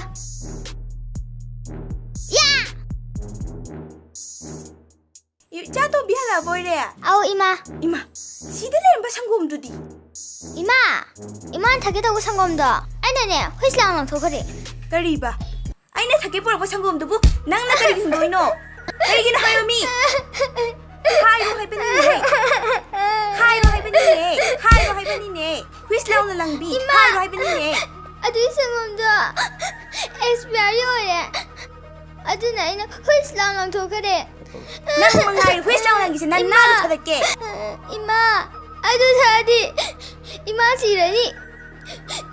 시라디 아이디 까나가 레오드베 마 에이 상검 잡고도 끝나는 시야이나게 시야이나게 까나나 하게 아코이 여자 마히엠비나 하이 마히엠비 난 하이엠비기네 마히 때문에 때문에 야로이 까리기 라이슈노바 우마 공두다 타이도이노바 चलो चक्रो चलो ऐने प्रपोजल मुमाना विस लाउना थोकिने मसिगे माहियन बियाबा ओजासे मसि फारो दोरिए आइनो वर्षिदि कसु खंगिदबा खानिगा खंगो खंगदा तो अनिसिदि अदुम लाइने अंथों अनिसिख्रेदा कपुखनिदा ओजा कपना यारदा ओजागी लाइसु स्कूलसे बिल्डिंग फजबसबा सारबा अवांगबदो बेंदगा लौथोलक्सिन तौरबा अदुगने यूनिफॉर्म से फजबसबा सेललबा admission गसे Sen yam लौरबा अदोइदिने Miyam tamni oja. Kri kri inani oja. Oja, ngasidine. Kitang nuwaitaba maungda haizage. Oja, akhoi tarukta mambadaki. Ama amuk toki. Ama amuk toki. Ani amuk toki. Akhoi ani khatang airaba. Oja, oja gi ayaba lorga pen nam to nokthoksaगे. Oja, no e yare. Ai bu to asira khangdida.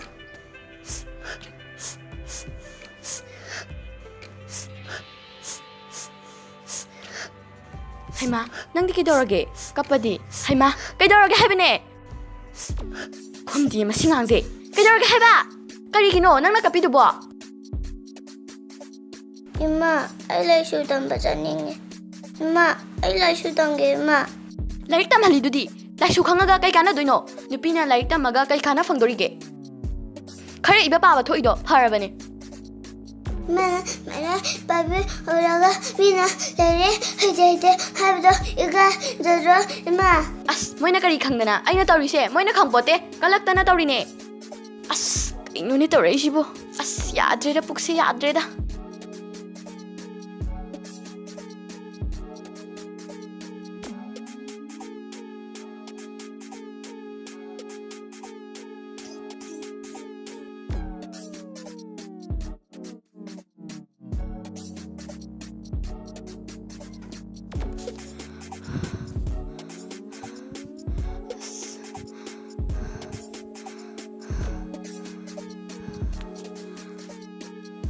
Ima, hamdarira. Yadre ai. Hamdare, pathare.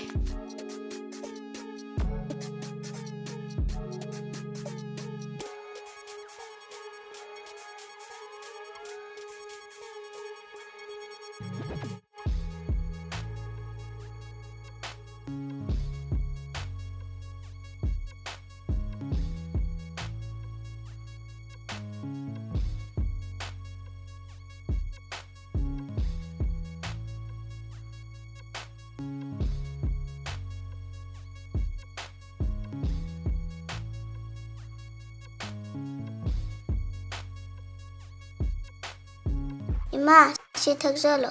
Kaino dubo. Thakta thakjalo ima.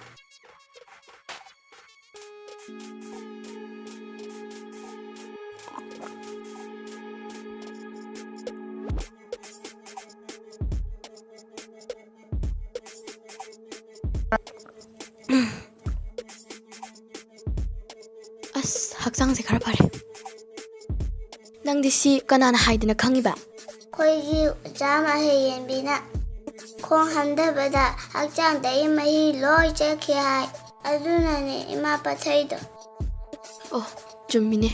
Ado si thadi phani hai. Yema, sine lai shu hai je. Jummine. Laishu. 상공 탁보다 이제 덤비 난 그리기 급비노 이제 하나 하루가도 죽음에 이만우 아이디에 나나 갚아도 이마 아빵비 nang siramoida nang siramadi ngasai protect budak mai thadu khrani teng lorani manang ima apangbi ꯆꯨꯝꯃꯤ ꯏꯆꯥꯅ ꯍꯥꯏꯕ ꯆꯨꯝꯃꯤ ꯍꯌꯦꯡꯗꯒꯤ ꯏꯆꯥꯅꯁꯨ ꯇꯝꯕ ꯆꯠꯀꯗꯕꯅꯦ ꯏꯃꯥꯅ ꯏꯆꯥꯕꯨ ꯊꯤꯟꯕꯤꯒꯅꯤ ꯆꯠꯀꯗꯕꯅꯤ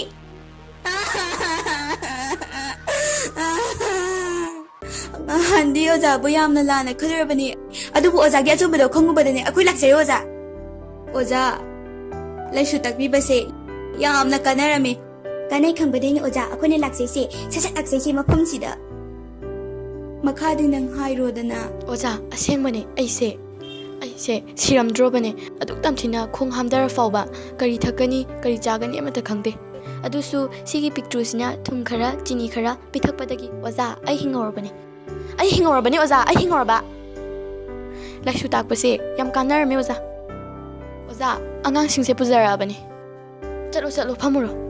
Ima, nasi tambe ani. Teng. Laring na maro na mahiriba. Lasu tadi zero ni ma. Tong. Yari he nangsu phamuro chango chango. Ima. Sida takpirakpa kaido. Yum yaraga loi takpi ni ima da. Don't worry ima.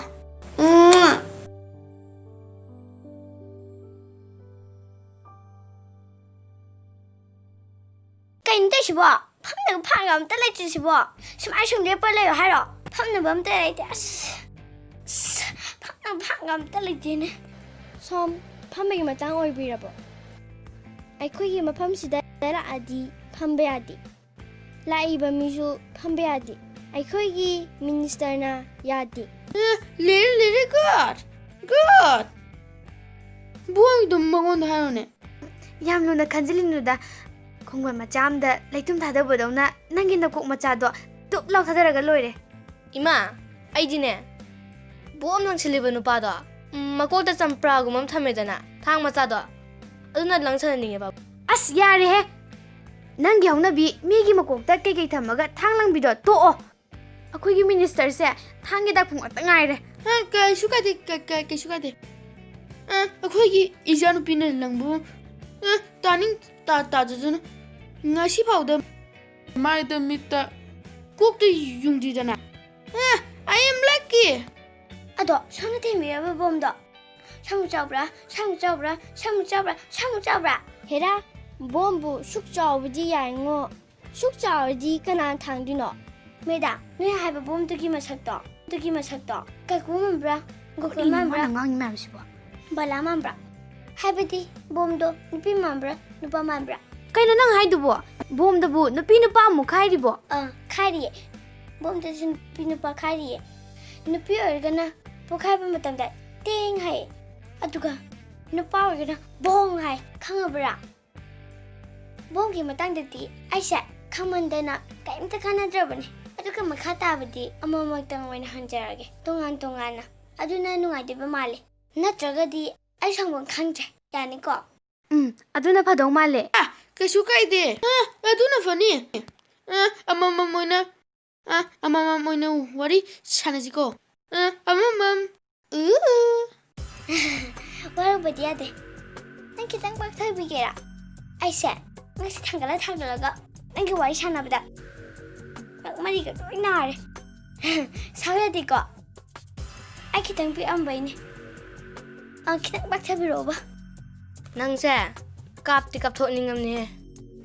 Ngai khada. Kabokinuda. Bong wari lo jingaida. Namoy marung to anuda. Ado. Akino mahangene. Kayo magbom da. Nang napangmama ba? Namituda nang kahingang chagane. Hey, Atu di pare ne. Bong na jana pa namituda nang kai dilaya. ai ka da lai. Nang ka doi ba? Ai ka da ne. Ai tummaga lai yewa.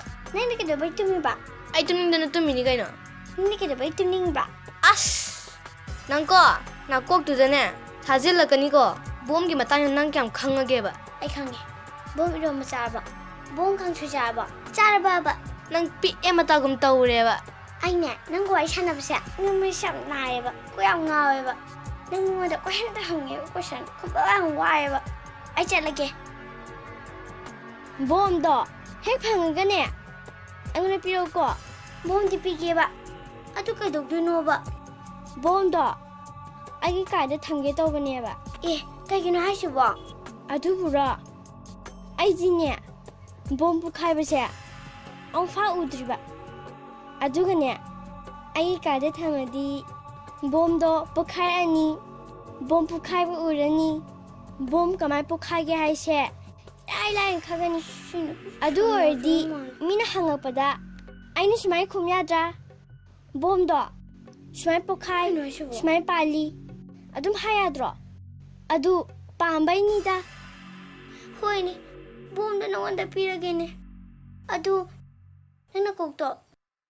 Amtera itochi ko. Ai nanga wai sim sabade ne. Ai koksing auge deba. Achangage. Bom do kauni ko.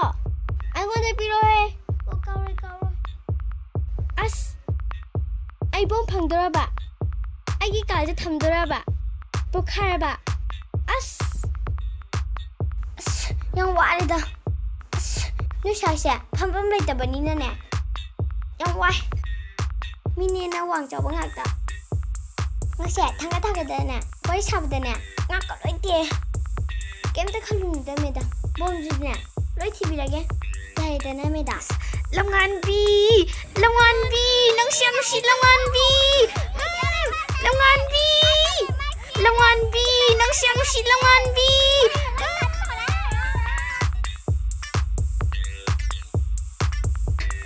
Titit langan bi. Astan bana lore da. Thale bak te rok to ngam te sani. Hayo ba. Hayo. Doktor tambada. Sin zayum changani. Tambalo ni amuk thabak changbagi. Sin zayum amuk changani. Oza talida. Adui mutto oza. Oiningda. Oza hospital ama lingkhalage. Doktor mayam do ai makha do sum thamba. Yadro oza. Ya bone oza. Hey, nangi minister ge ba. Oza nang se chief minister handeni. Oza, ai minister oiningde. Yam talida. Ai di sakse. Ningonde am uningde.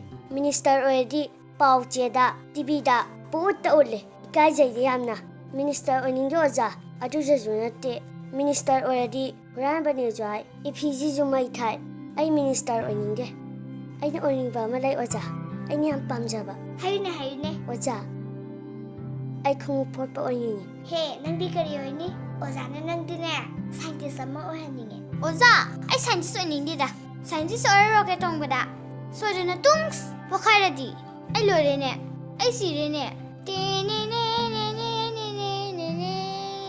Ima kapani,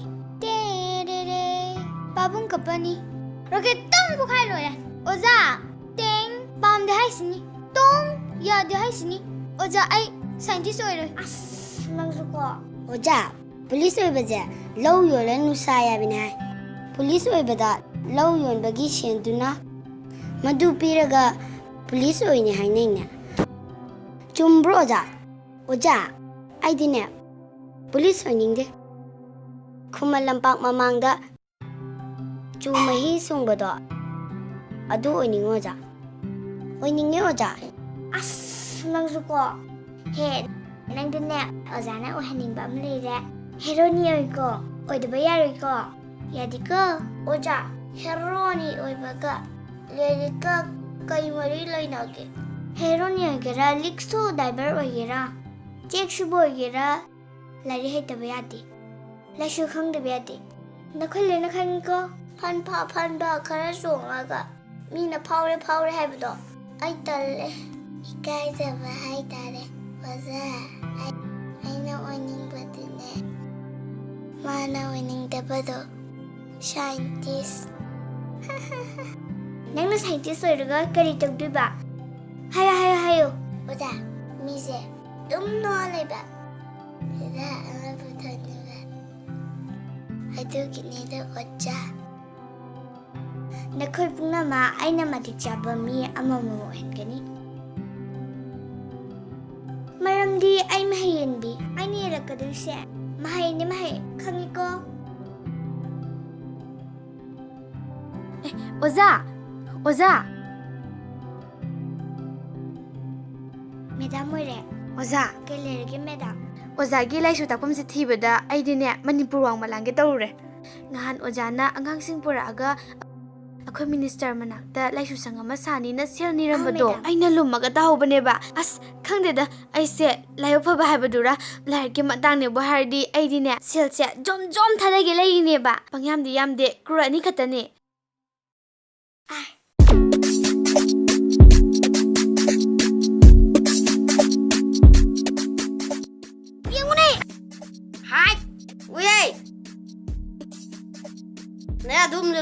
Natin darakani. Aidi larki matang ne ba hardi sel se jom thadage lai ne ba ado kanamta khanglu pe de ko akhoi minister na tabak loki bagi sel ne ba afabada su kra sijina ning ba aidi leihauda ba se yam chaida yam pende ena damhauda ba lari mayam do moi da noi tambiu ko moi loi helu ko hayeng ta sabiro lai su sangdo aidi yam pende da aina sida lai se kanamta khangauda ba ne ba sida kunna le ba de ꯑꯩ ꯆꯠꯂꯒꯦꯀꯣ ꯑꯩ ꯆꯠꯂꯦꯀꯣ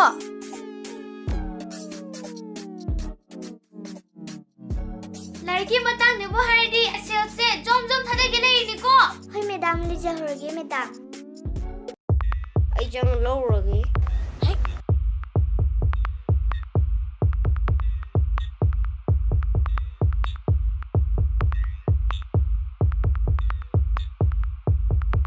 ꯀꯣꯔꯅꯦ ꯑꯩꯈꯣꯏ ꯑꯣꯔꯅꯤ ꯈꯪꯉꯕ ꯂꯧꯔꯁꯤꯔꯣ ꯊꯥꯡꯕꯗꯤ ꯂꯨꯝꯅꯤ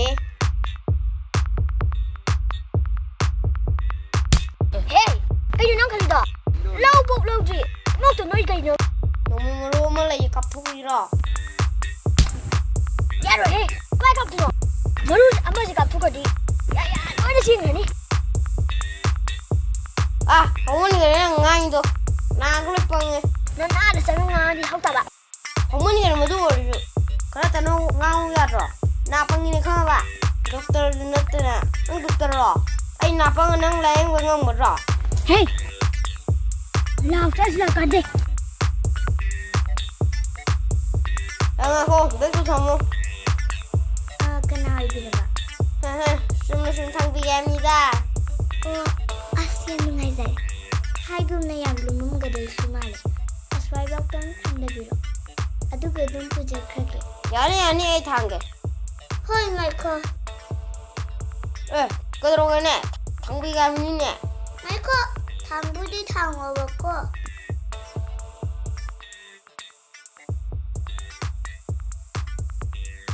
ꯀꯩ ꯑꯉꯥꯡꯁꯤꯕꯣ ꯊꯥꯡꯕꯤꯒꯦ ꯍꯥꯏꯔꯒ ꯅꯪꯒꯤ ꯑꯉꯥꯡꯁꯤꯡ ꯂꯣꯏꯅꯃꯛ ꯉꯥꯎ ꯃꯥꯜꯂꯦꯗ ꯍꯣꯏ ꯀꯩꯅꯣꯅꯦ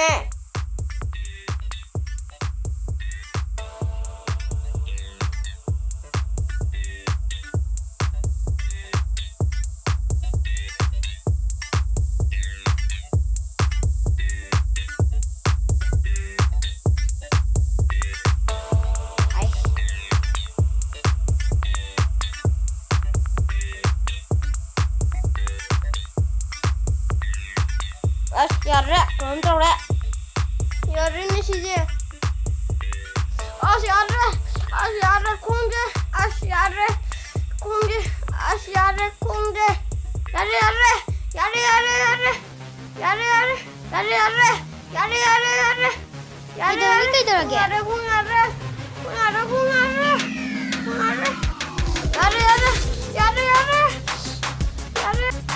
ꯀꯩꯅꯣ ꯇꯧꯔꯤꯁꯤꯕꯣ ꯑꯩ ꯅꯥ ꯐꯔꯦ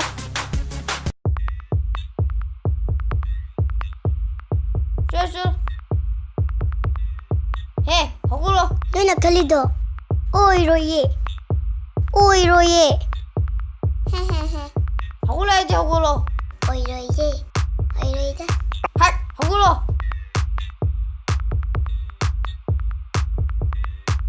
ꯍꯧꯖꯤꯛꯁꯤꯕꯨ ꯀꯃꯥꯏꯅ ꯇꯧꯔꯤꯅꯣ ꯌꯥꯝ ꯊꯨꯅ ꯅꯥꯕ ꯍꯧꯔꯒ ꯌꯥꯝ ꯊꯨꯅ ꯑꯃꯨꯛ ꯐꯩꯗ ꯃꯇꯥꯡꯅꯦ ꯑꯩ ꯁꯥꯎꯔꯒꯦꯗꯣ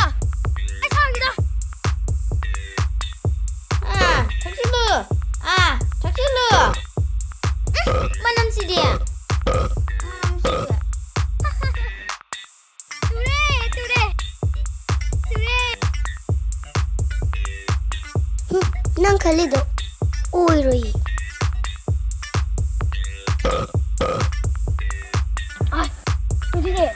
ꯅꯪ ꯈꯜꯂꯤꯗꯣ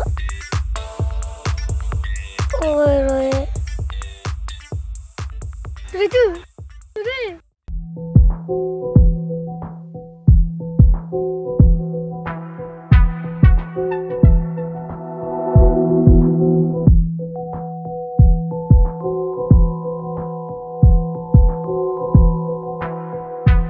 ꯀꯩꯒꯤꯅꯣ ꯃꯣꯏꯅ ꯁꯨꯃꯥꯏꯅ ꯑꯃꯨꯛ ꯂꯥꯛꯑꯝꯃꯒ ꯁꯨꯃꯥꯏꯅ ꯑꯃꯨꯛ ꯍꯪꯂꯛꯈ꯭ꯔꯤꯁꯦ ꯍꯩꯁ ꯄꯣꯠ ꯌꯥꯎꯔꯦ ꯍꯦ ꯉꯥꯏꯈꯣ ꯆꯦꯟꯈꯤꯅꯨ ꯍꯦ ꯉꯥꯏꯈꯣ ꯍꯥꯏꯕꯅꯤ ꯍꯦ ꯀꯔꯤꯅꯣ ꯅꯣꯏꯅ ꯄꯨꯔꯤꯁꯦ ꯄꯄꯠ ꯊꯨꯅ ꯍꯥꯏꯔꯣ ꯑꯩꯉꯣꯟꯗ ꯕꯦꯛꯇꯣ ꯍꯥꯡꯉꯨ ꯄꯄꯠ ꯍꯥꯡꯉꯨ ꯖꯒꯣꯏ ꯁꯥꯕꯤ ꯑꯣꯏꯔ ꯃꯥꯜꯂꯦ ꯀꯥꯞꯁꯟꯒꯁꯦ ꯀꯔꯤ ꯋꯥꯔꯤꯅꯣ ꯅꯕꯥꯅꯤ ꯁꯥꯏꯗꯣ ꯌꯣꯡꯆꯥꯛꯀ ꯌꯦꯔꯨꯝꯒꯗꯣ ꯑꯗꯨ ꯇꯧꯔꯣ ꯎꯁꯤꯠꯇꯦꯅꯦ ꯃꯁꯤ ꯇꯨꯔꯦ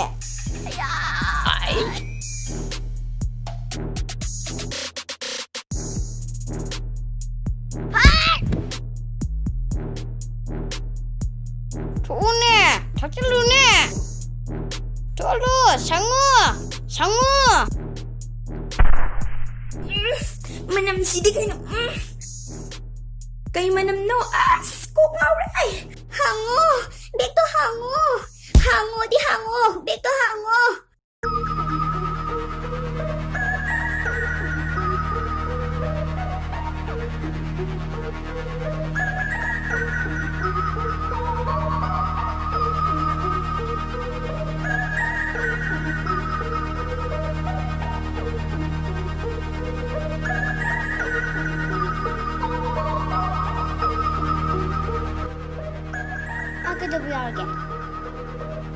Kailangan busy ba?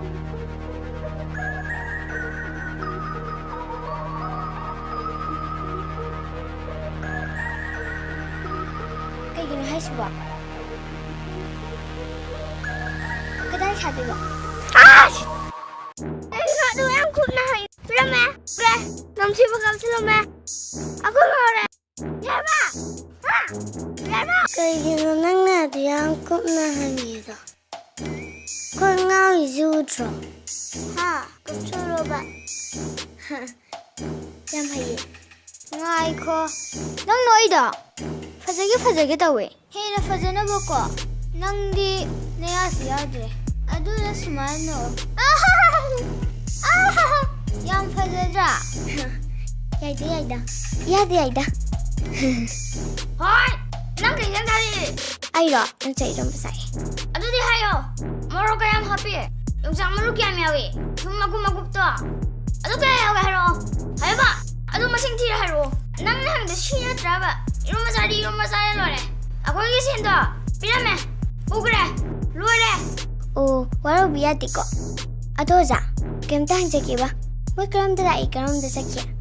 La kuri krode. La kuri asami sakya.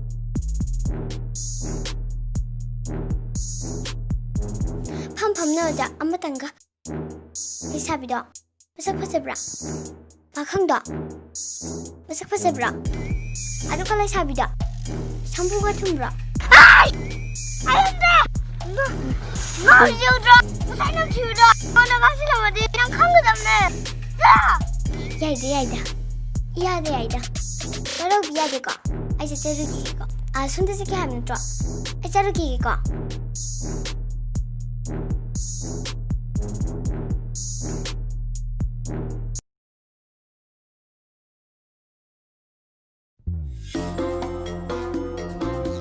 Kayno ne, buo mo khao to pui ne. Ni chum chang ai ne, siwa ki de ne. Sakro. 맞네. 아줌 말할 게 수도 없네.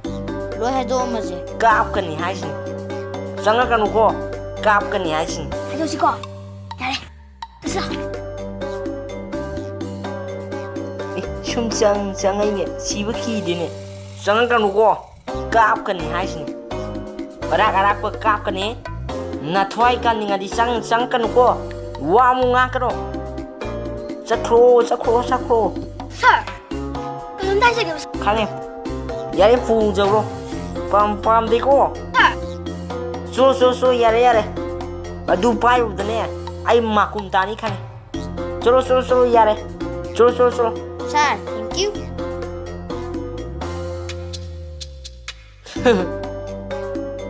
Thank you ji aina hagadam ni ne. Noina pur video aina loi khang ni ne. Ai na thoi. Ai hinge. Nga si de tan du ya de.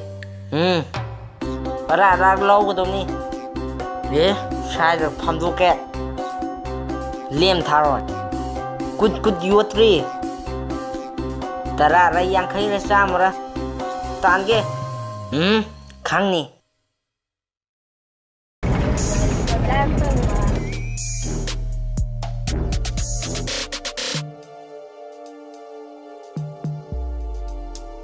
파자바나 아이 파자그레다 파자바나 아하 북파위 낭저 딱 파자그레 아생기라.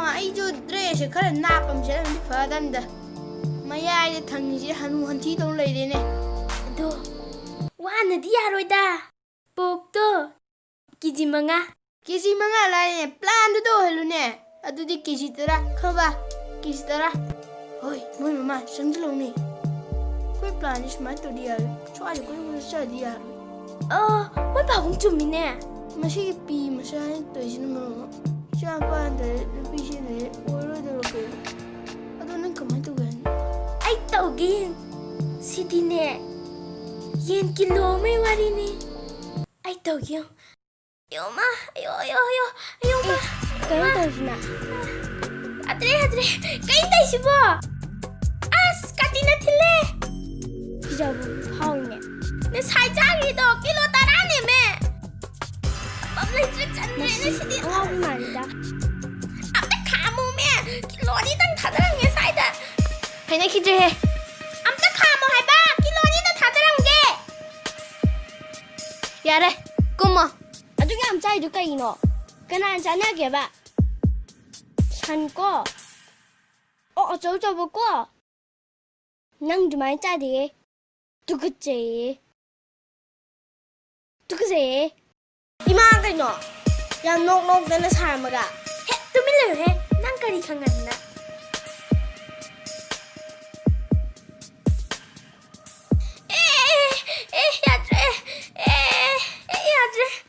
야드 떠이니네 아이기세 틀레 킬로 따라 자르고도 헬레네 그지 아니 난 칼도게 바보 ꯀꯔꯤ ꯈꯪꯉꯗꯅ ꯀꯃ ꯅꯪꯒꯤ ꯑꯣꯏꯗꯣꯏꯅꯤꯅꯦ 아니당 아이네 전자 짱고 딸래와 예스 암다 samina silo aslaw ba ai tali nang tum cho 야다 이네 킬로 따라니 아니 가다 가동게 봐 낭하이 비오 가이도게 PS ꯌꯥꯔꯦ ꯆꯪꯃꯤꯟꯅꯧꯔꯣ ꯀꯨꯏꯔꯒꯅꯨꯀꯣ ꯆꯠꯂꯣ thank you 네 as 아니 그저 ям 장입니다 yes as 야니다 nang tum chakro ko 땅네 실라웨 kainone 실라웨 เฮ้ปุกพ่อเบ้พอเสร็จแล้วใครดูรู้เว้ยอ่ะฮะ ꯃꯣꯏꯅ ꯇꯧꯔꯤꯁꯦ ꯑꯩꯅ ꯉꯥꯏꯗꯣꯏꯅꯦꯕ ꯑꯁ ꯑꯩ ꯁꯥꯎꯅꯤꯡꯉꯛꯀꯗꯧꯔꯦꯗ 진짜로 해봐 하이 빨리로 해봐 걔는 또 누구 쎄좀 꿈으로 그대로게 아이만 남나 뭐 하이로 하 꿈무야 래 해 너한테만 남나 뭐 하이데 낭나 낙드네 가이도보두나 아이네니 가이제 강아봐 낭양 가이로 야래 ꯀꯤꯂꯣ ꯑꯃꯈꯛ ꯊꯥꯗꯕꯗ ꯄꯨꯡ ꯑꯃ ꯆꯪꯉꯤꯕ ꯀꯤꯂꯣ 2 ꯊꯥꯗꯔꯗꯤ ꯄꯨꯡ 2 ꯆꯪꯉꯣꯏꯗ꯭ꯔꯥ ꯍꯥ ꯑꯗꯨꯅ ꯏꯕꯦꯝꯃ ꯅꯪ ꯋꯥꯔꯅꯤ ꯅꯪ ꯆꯠꯈ꯭ꯔꯣ ꯏꯆꯥꯁꯦ ꯄꯨꯔꯒ ꯆꯠꯂꯨꯀꯣ ꯀꯣꯏꯅꯤꯡꯕ ꯃꯐꯝ ꯀꯣꯏꯔꯣ ꯍꯦ ꯏꯆꯥ ꯅꯨꯄꯥ ꯆꯠꯂꯣ ꯍꯦ ꯀꯣꯏ ꯆꯠꯂꯨꯀꯣ ꯏꯕꯦꯝꯃ ꯆꯠꯂꯣ ꯆꯠ ꯑꯁ ꯑꯩ ꯁꯥꯎꯅꯤꯡꯉꯛꯀꯗꯧꯔꯦꯗ ꯑꯩ ꯆꯠꯂꯒꯦꯗ ꯍꯥ ꯆꯠꯂꯣ 하이 해 그이노 차례 좀 떠오게 하이로 해 떡게 그래도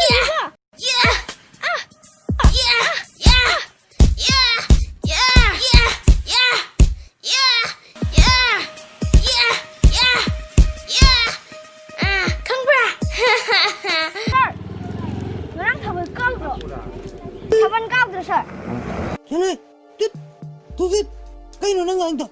Ano na kandi sa kay tabano. Nang ipaw gam ta kangro. Pau che gam ta para moine. Hey, kangde nang. No pit hebe, no para taban chunga de nang kangro. Nang kangro ba? 남아게 저 짭짭팅이 딸부 까나 빠캉나 찌하이디요 뻔하면서 Nang na tagali duga hairadi. Kainom le pije yawne. Ado. Hadak salary phangda. Lupa cham puthoga. Engonda kainom le pije da ba. Kaba. 꿀을 주셔 이름 듣지 마 Engonda sapu de yabje. Ai kainom cha de de. Derego. 어디에서 커서 줘봐 누가 잠을 든가 Sana ni sih dah. Yang perida. Kala ibu, sini dikte tu langan ni. Madam, kailere madam. Madam, kailere. Sar, saya dah mutar ba. Madam, saya jenak fare. Hana ki, tetot, dungdang dong. Hai nadre ne. Oh, Kailere madam. ani nak cari cak. Yang maru oi baca begini. Mr. Pukai na ibu thar bani. Oh, ini penting pagi ni. Samdana. Lesabi yang maga bakang amaga. Lesabi dah. Sambuju thungde. Narum dana. Nura khar thangi hai. Bakang duna masang ko kaksa. Ye the hois. Oi the hois. Maya ye jau. An mai ka e hai. Be jawam pu hai. Be tu dia duna Mr. Pukai ye sel oina korani ora male. Kari ko masar ora madina. Ai ngon the pau pu biro. Yan ngai sa. Lak pati udi ne. Sa dai number su la yam gani. Adu ti phare. Ai sa sa ruki. Yani madam. Aku bawa dum bicara ke. Ai sa ruki ke. Roni bag. Nura tangbal sabi. Sam quiz. Tak pakang. Kanga ni madam. Bawa bicara ke. Kanga ba. Roni. Ai sudah apa je? Kira ba. Imana hai nanga pung koi koyu pabung na hai numit tadribaw halakano Kaigi, kaidawbagi namitana koidribe akhode. imanga pabung na aise numit tana koirga nanga chelo hai Lepa phau phajana haite. Wa hangbazu haite. Sumtring. Nang nai kamain chen duiba. Chaloi, nang zadum le phawro ko. Ai chale. yaroi nang aina chendoni Kayaba? Nang nai chen duiba.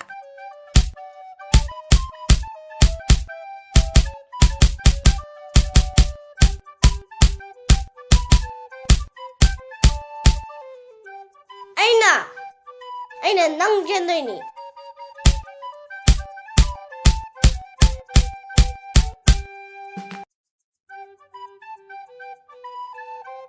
ngai kho ai nang chendoni Masih yang musitine.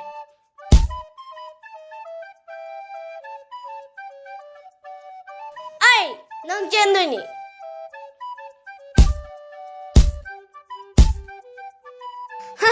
Usittaba.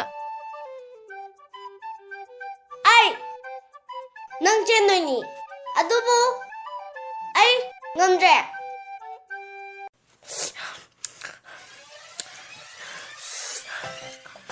Fazei, cari fazei, ipakta fazei, ifada fazei. Nang ni ne, siku madresa tam shelo ko. Yang laure ne. As ana hani, as fazere hey. Baba. Aku jar bado. Sebra bubu bro. Ayo mani ko.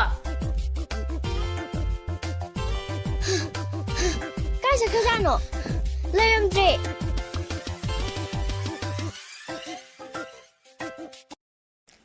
Liri. Kaidore. Akhoi hai ma do. Phar puja khre. Kanana faino. Hayu. Akhoi de bot khoma yakpado. Madam na sak pijabado. Moine ne. Ai phudai ma ga hundo mini ne. Kamai to dino shibo. Moine bot khomba laksinarga. Ai ijar bifaba. Khongni. Aina phone ma thamathang tawgane. Moine nege. Hana huji kai lai. Ai somabungi tumi panda laye. Fare nang hujiki mama famdo le mo. Ai shot lake. Soma mangnom na chalo minister. Khani wa.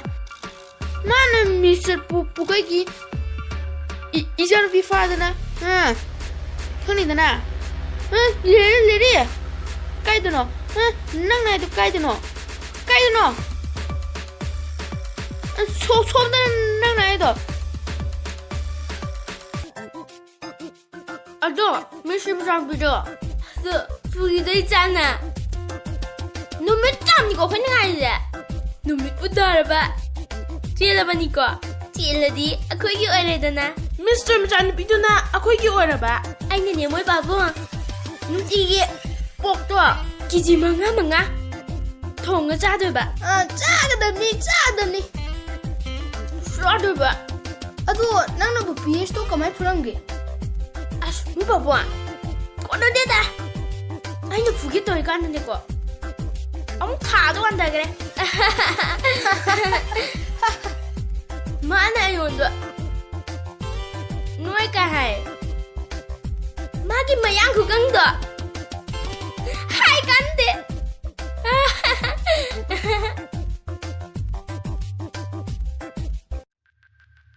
Mashile ne. Kange. Minister, ada lay. Ada kana laje. PS ne tro. Nangna furame dai ne. Ama jengo, yin man phaiga chi jengo. Ama kumda region kana. Minister ni ne. Chelo. Sa chelo.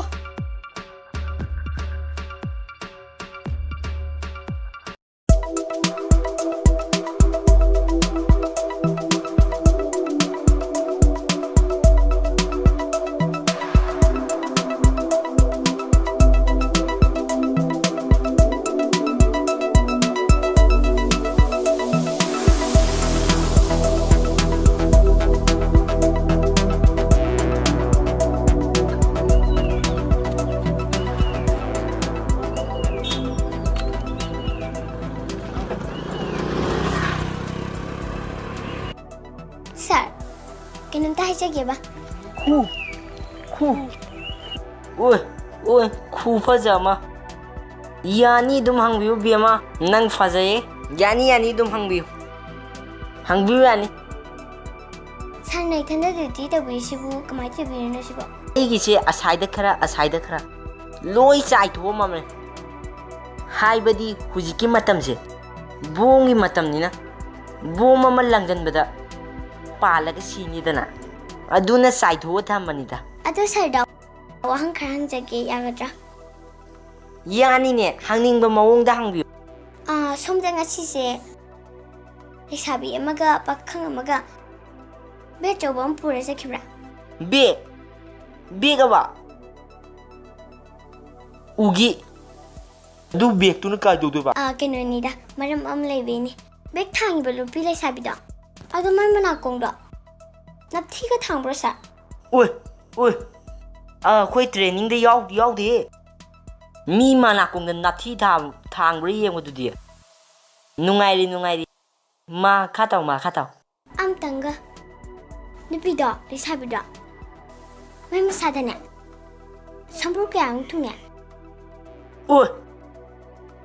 Police oil sambu masing thiu jo haidana. Yade. Ma khataro. Masai poi puri benu pada. Ado masak tu ek ubeda. Yamna iru jaganda ba. Nungti ki iru jaba mi mambra. Oi. Kaino he.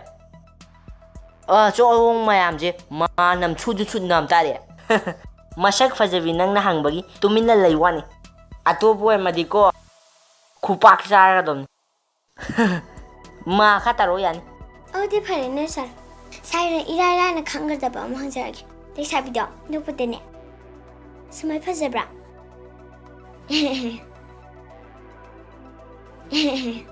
Sir. Samai phajabra. Bema. Nang naya du dia. Phajara kanda. Sajana ba police team thina ba. Aduga ike tap tai phudana ba. Ode dekhi bani sa. Aduga ne sa. Aina phubadana. Pakhang ama chuna. Apangara kel hauram. Mai de ngonda pal he. Ado thude amabne. Bema. Nangi naya do. Haparoidra. Sir. Agia sa habaro ki khalida. Agia se hapcharu bagana. Pakhang singsina na. Pa minung si ko na jinga da. Ai du da ginga thuna ba. Ya ja hapchadram. Adu mathakta juna. Ima pamung na ne. Thapak ka tak sarule. Ni pa ngang na si. Luhong nga singak da. Adu ki khan badana. Ya se su a bhap ning de. Nang din naya gi kana ba phadan lawine. Yaida. ꯄꯔꯤꯁꯥ ꯑꯃꯔꯣꯝꯗ ꯊꯩꯈꯤꯗꯣꯔꯦ ꯑꯩꯅ ꯈꯪꯖꯅꯤꯡꯉꯤꯁꯦ ꯁꯥꯔꯗꯒꯤ ꯍꯧꯖꯤꯛ ꯆꯠꯈꯤꯕ ꯂꯩꯁꯥꯕꯤ ꯄꯥꯈꯪ ꯃꯥꯅ ꯄꯨꯈꯤꯕ ꯕꯦꯒꯇꯨꯗ ꯀꯩ ꯌꯥꯎꯏ ꯈꯪꯕ꯭ꯔꯣ? ꯑꯗꯨ ꯕꯦꯒꯇꯨ ꯄꯥꯜꯂꯛꯀꯅꯣ ꯇꯣꯏꯅꯤ ꯃꯗꯨꯅ ꯄꯣꯈꯥꯏꯔꯗꯤꯅꯦ ꯑꯩꯁꯦ ꯃꯀꯨꯝ ꯇꯥꯅꯤ ꯅꯪꯒꯤ ꯅꯥꯌꯥ ꯑꯅꯤꯈꯛ ꯌꯥꯎꯗꯕꯗꯣ ꯅꯌꯥ 24ꯗꯣ ꯀꯣꯏꯊꯤ ꯊꯤꯅꯅꯤ ꯇꯣꯛꯁꯤ ꯕꯦꯒꯀꯤ ꯋꯥꯔꯤ ꯇꯣꯛꯁꯤ ꯍꯧꯖꯤꯛ ꯄꯨꯈꯤꯕ ꯕꯦꯒꯇꯣ ꯌꯥꯎꯔꯤꯕꯁꯤ ꯂꯨꯄꯥ ꯀꯣꯔ 2ꯅꯤ ꯀꯣꯔ 2 ꯃꯤꯅꯤꯁꯇꯔ ꯅꯨꯄꯤꯗꯒꯤ ꯂꯥꯛꯈꯤꯕ ꯈꯪꯉꯁꯨ ꯈꯪꯗꯦ ꯁꯨꯡꯉꯥꯏ ꯍꯥꯏꯔꯣꯏ ꯃꯗꯨꯅ ꯀꯔꯤꯒꯨꯝꯕ ꯄꯣꯈꯥꯏꯔꯛꯑꯕ ꯑꯩꯁꯦ ꯃꯀꯨꯞ ꯇꯥꯅꯤ ꯑꯗꯨꯒ ꯃꯦꯗꯥꯝꯁꯨ ꯃꯀꯨꯞ ꯇꯥꯅꯤ ꯄꯥꯝꯃꯨꯏꯌꯦ ꯌꯥꯅꯤꯗ ꯅꯠꯇꯦ ꯌꯥ 24ꯗꯣ ꯊꯤꯐꯝ ꯈꯪꯉꯣꯏ ꯇꯣꯛꯁꯤꯀꯣ ꯌꯥꯔꯅꯤ ꯅꯪ ꯂꯧꯖꯔꯣ ꯄꯥꯝꯗ꯭ꯔꯦ ꯇꯣꯛꯑꯁꯤ ꯋꯥꯔꯤꯗꯣ ꯂꯩꯁꯥꯕꯤꯒ ꯄꯥꯈꯪꯒꯗꯣ ꯊꯦꯛꯇꯅ ꯅꯣꯝꯗꯅ ꯆꯠꯈꯤꯕ꯭ꯔꯥ ꯌꯥꯝ ꯁꯥꯎꯅ ꯆꯠꯈꯤꯕ꯭ꯔꯥ ꯀꯞꯄꯒ ꯆꯠꯈꯤꯕ꯭ꯔꯥ ꯀꯃꯥꯏꯅ ꯆꯠꯈꯤ ꯁꯥꯔ? ꯌꯥꯝ ꯀꯨꯞꯄꯤꯅ ꯅꯪꯗꯤ ꯈꯪꯗꯦ ꯑꯩꯅ ꯀꯣꯏꯇꯥꯟ ꯇꯥꯟꯈꯤꯕꯅꯤ ꯁ꯭ꯋꯥꯏꯗ ꯂꯩꯅꯣ ꯆꯠꯂꯣꯅ ꯇꯥꯟꯈꯤꯕꯅꯤ ꯁꯣꯝꯗ ꯆꯠꯈꯤꯕ ꯌꯥꯝ ꯅꯨꯡꯉꯥꯏꯖꯔꯦ ꯁꯥꯔ ꯑꯩ ꯑꯝꯇ ꯏꯟꯅꯖꯔꯨꯈꯤꯒꯦ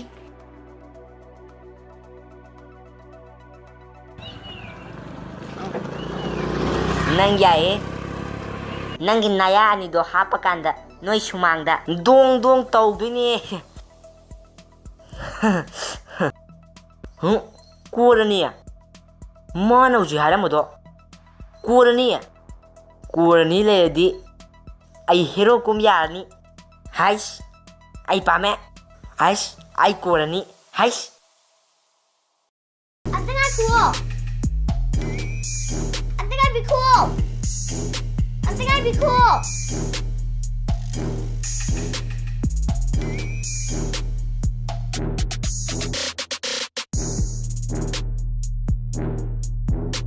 ꯀꯩꯅꯣꯝꯇ ꯍꯪꯖꯒꯦ ꯇꯧꯕꯅꯦ ꯑꯩꯒꯤ ꯃꯤꯡ ꯗꯤꯇꯦꯛꯇꯤꯚ ꯅꯉꯥꯝꯕꯤ ꯑꯩꯅ ꯍꯪꯖꯅꯤꯡꯉꯤꯁꯦ ꯁꯣꯝꯗꯅꯦ ꯂꯩꯁꯥꯕꯤ ꯑꯃꯒ ꯄꯥꯈꯪ ꯑꯃꯒ ꯆꯠꯈꯤꯕ ꯎꯕ꯭ꯔꯥ?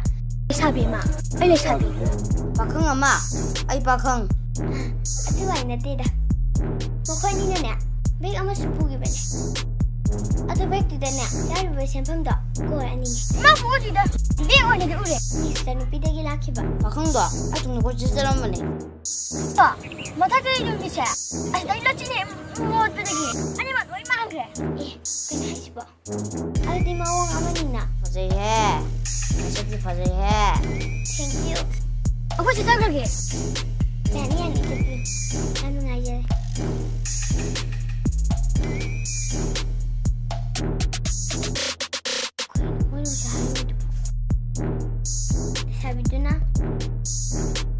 ꯂꯩꯁꯥꯕꯤꯒꯤ ꯃꯇꯨꯡꯗ ꯀꯣꯏꯌꯦꯠ ꯏꯟꯅꯔꯕ ꯄꯥꯈꯪꯗꯨꯅ ꯄꯥꯈꯪꯗꯨꯒꯤ ꯃꯇꯨꯡꯗ ꯀꯣꯏꯆꯠ ꯆꯠꯂꯝꯕ ꯑꯗꯨꯒ ꯃꯊꯛꯀꯤ ꯅꯨꯃꯤꯠꯁꯤꯅ ꯂꯩꯆꯤꯟꯗ ꯍꯦꯛ ꯆꯪꯈꯤꯕꯒ ꯏꯟꯅꯔꯝꯕ ꯑꯅꯤꯗꯣ ꯃꯥꯡꯈꯤꯕ ꯑꯗꯨꯗꯤ ꯃꯃꯤꯅꯤꯅꯦ ꯑꯗꯨꯗꯤ ꯑꯩꯅ ꯊꯤꯔꯤꯁꯦ ꯃꯈꯣꯏ ꯑꯅꯤꯅꯤꯅꯦ ꯍꯦ ꯑꯗ ꯉꯥꯏꯈꯣ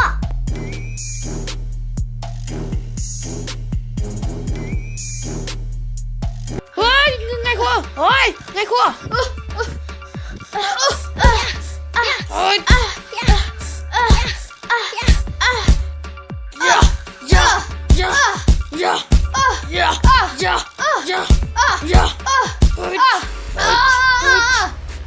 Ay, mi kanal ngam. Itzak am laayeba. ꯅꯪꯅ ꯍꯥꯠꯂꯒꯦ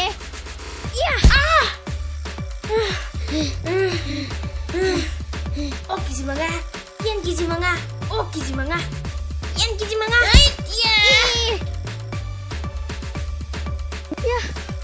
Kiji manga. Nado Yen kiji manga. Kiji manga. Wait. Kiji tara.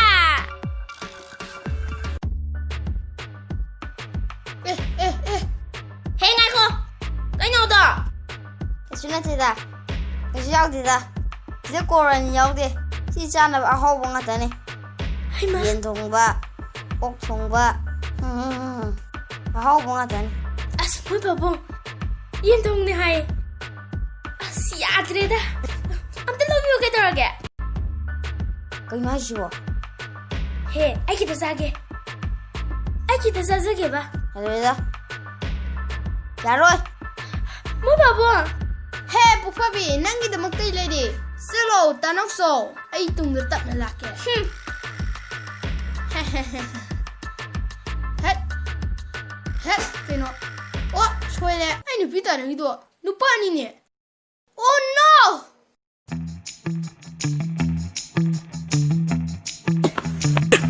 ꯅꯪꯗꯤ ꯑꯗꯨ ꯀꯥꯏꯗꯧꯔꯝꯃꯤꯕ ꯌꯥ ꯇꯤꯛꯄꯤ야 ꯀꯣꯔꯅꯤ ꯄꯨꯔꯛꯄꯗꯣ ꯉꯁꯥꯏ ꯀꯣꯔꯅꯤ ꯄꯨꯔꯛꯄꯗꯣ ꯀꯔꯥꯏ ꯆꯦꯡ ꯀꯔꯣꯝ ꯆꯦꯡꯒꯤ Nakanda chengi bane ba. ꯀꯔꯤꯝ ꯈꯥꯍꯜꯂꯨꯅꯨ ꯀꯣꯔꯅꯤꯗꯨꯁꯨ ꯂꯋꯥ ꯑꯗꯨꯒ ꯍꯜꯂꯛꯄꯗꯅꯦ ꯅꯪꯒ ꯄꯨꯂꯞ ꯄꯨꯔ ꯆꯥꯈ꯭ꯔꯁꯤ ꯌꯥꯔꯦꯀꯣ ꯀꯔꯤꯝ ꯈꯥꯍꯜꯂꯨꯅꯨ ꯅꯪ ꯁꯤ ꯂꯩꯔꯝꯃꯨꯀꯣ ꯑꯩ ꯐꯪꯅꯕ ꯑꯝꯇ ꯊꯤꯔꯨꯏꯌꯦ ꯁꯣꯛꯈꯤꯗ ꯅꯪ ꯑꯗꯨꯃꯥꯏꯅ ꯇꯦꯛꯄꯗꯣ ꯅꯠꯇꯦꯗ ꯆꯠꯂꯦ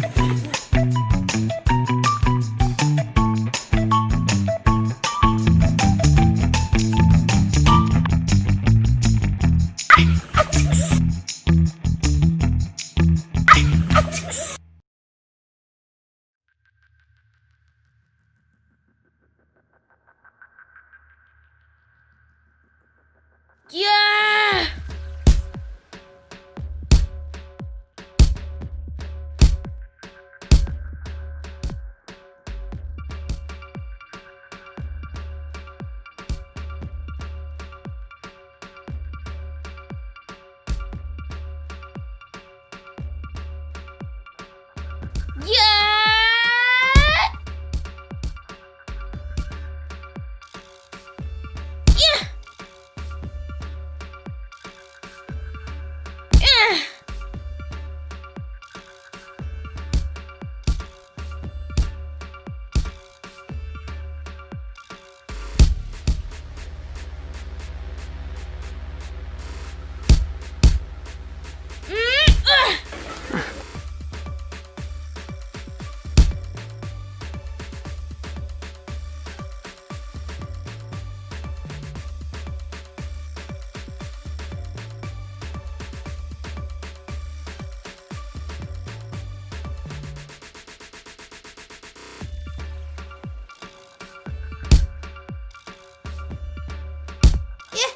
ꯂꯩꯅꯤꯁꯦ ꯍꯦ ꯃꯁꯤ ꯃꯈꯣꯏ ꯀꯥꯍꯜꯂꯛꯇꯅ ꯃꯁꯤ ꯍꯦ ꯃꯁꯤ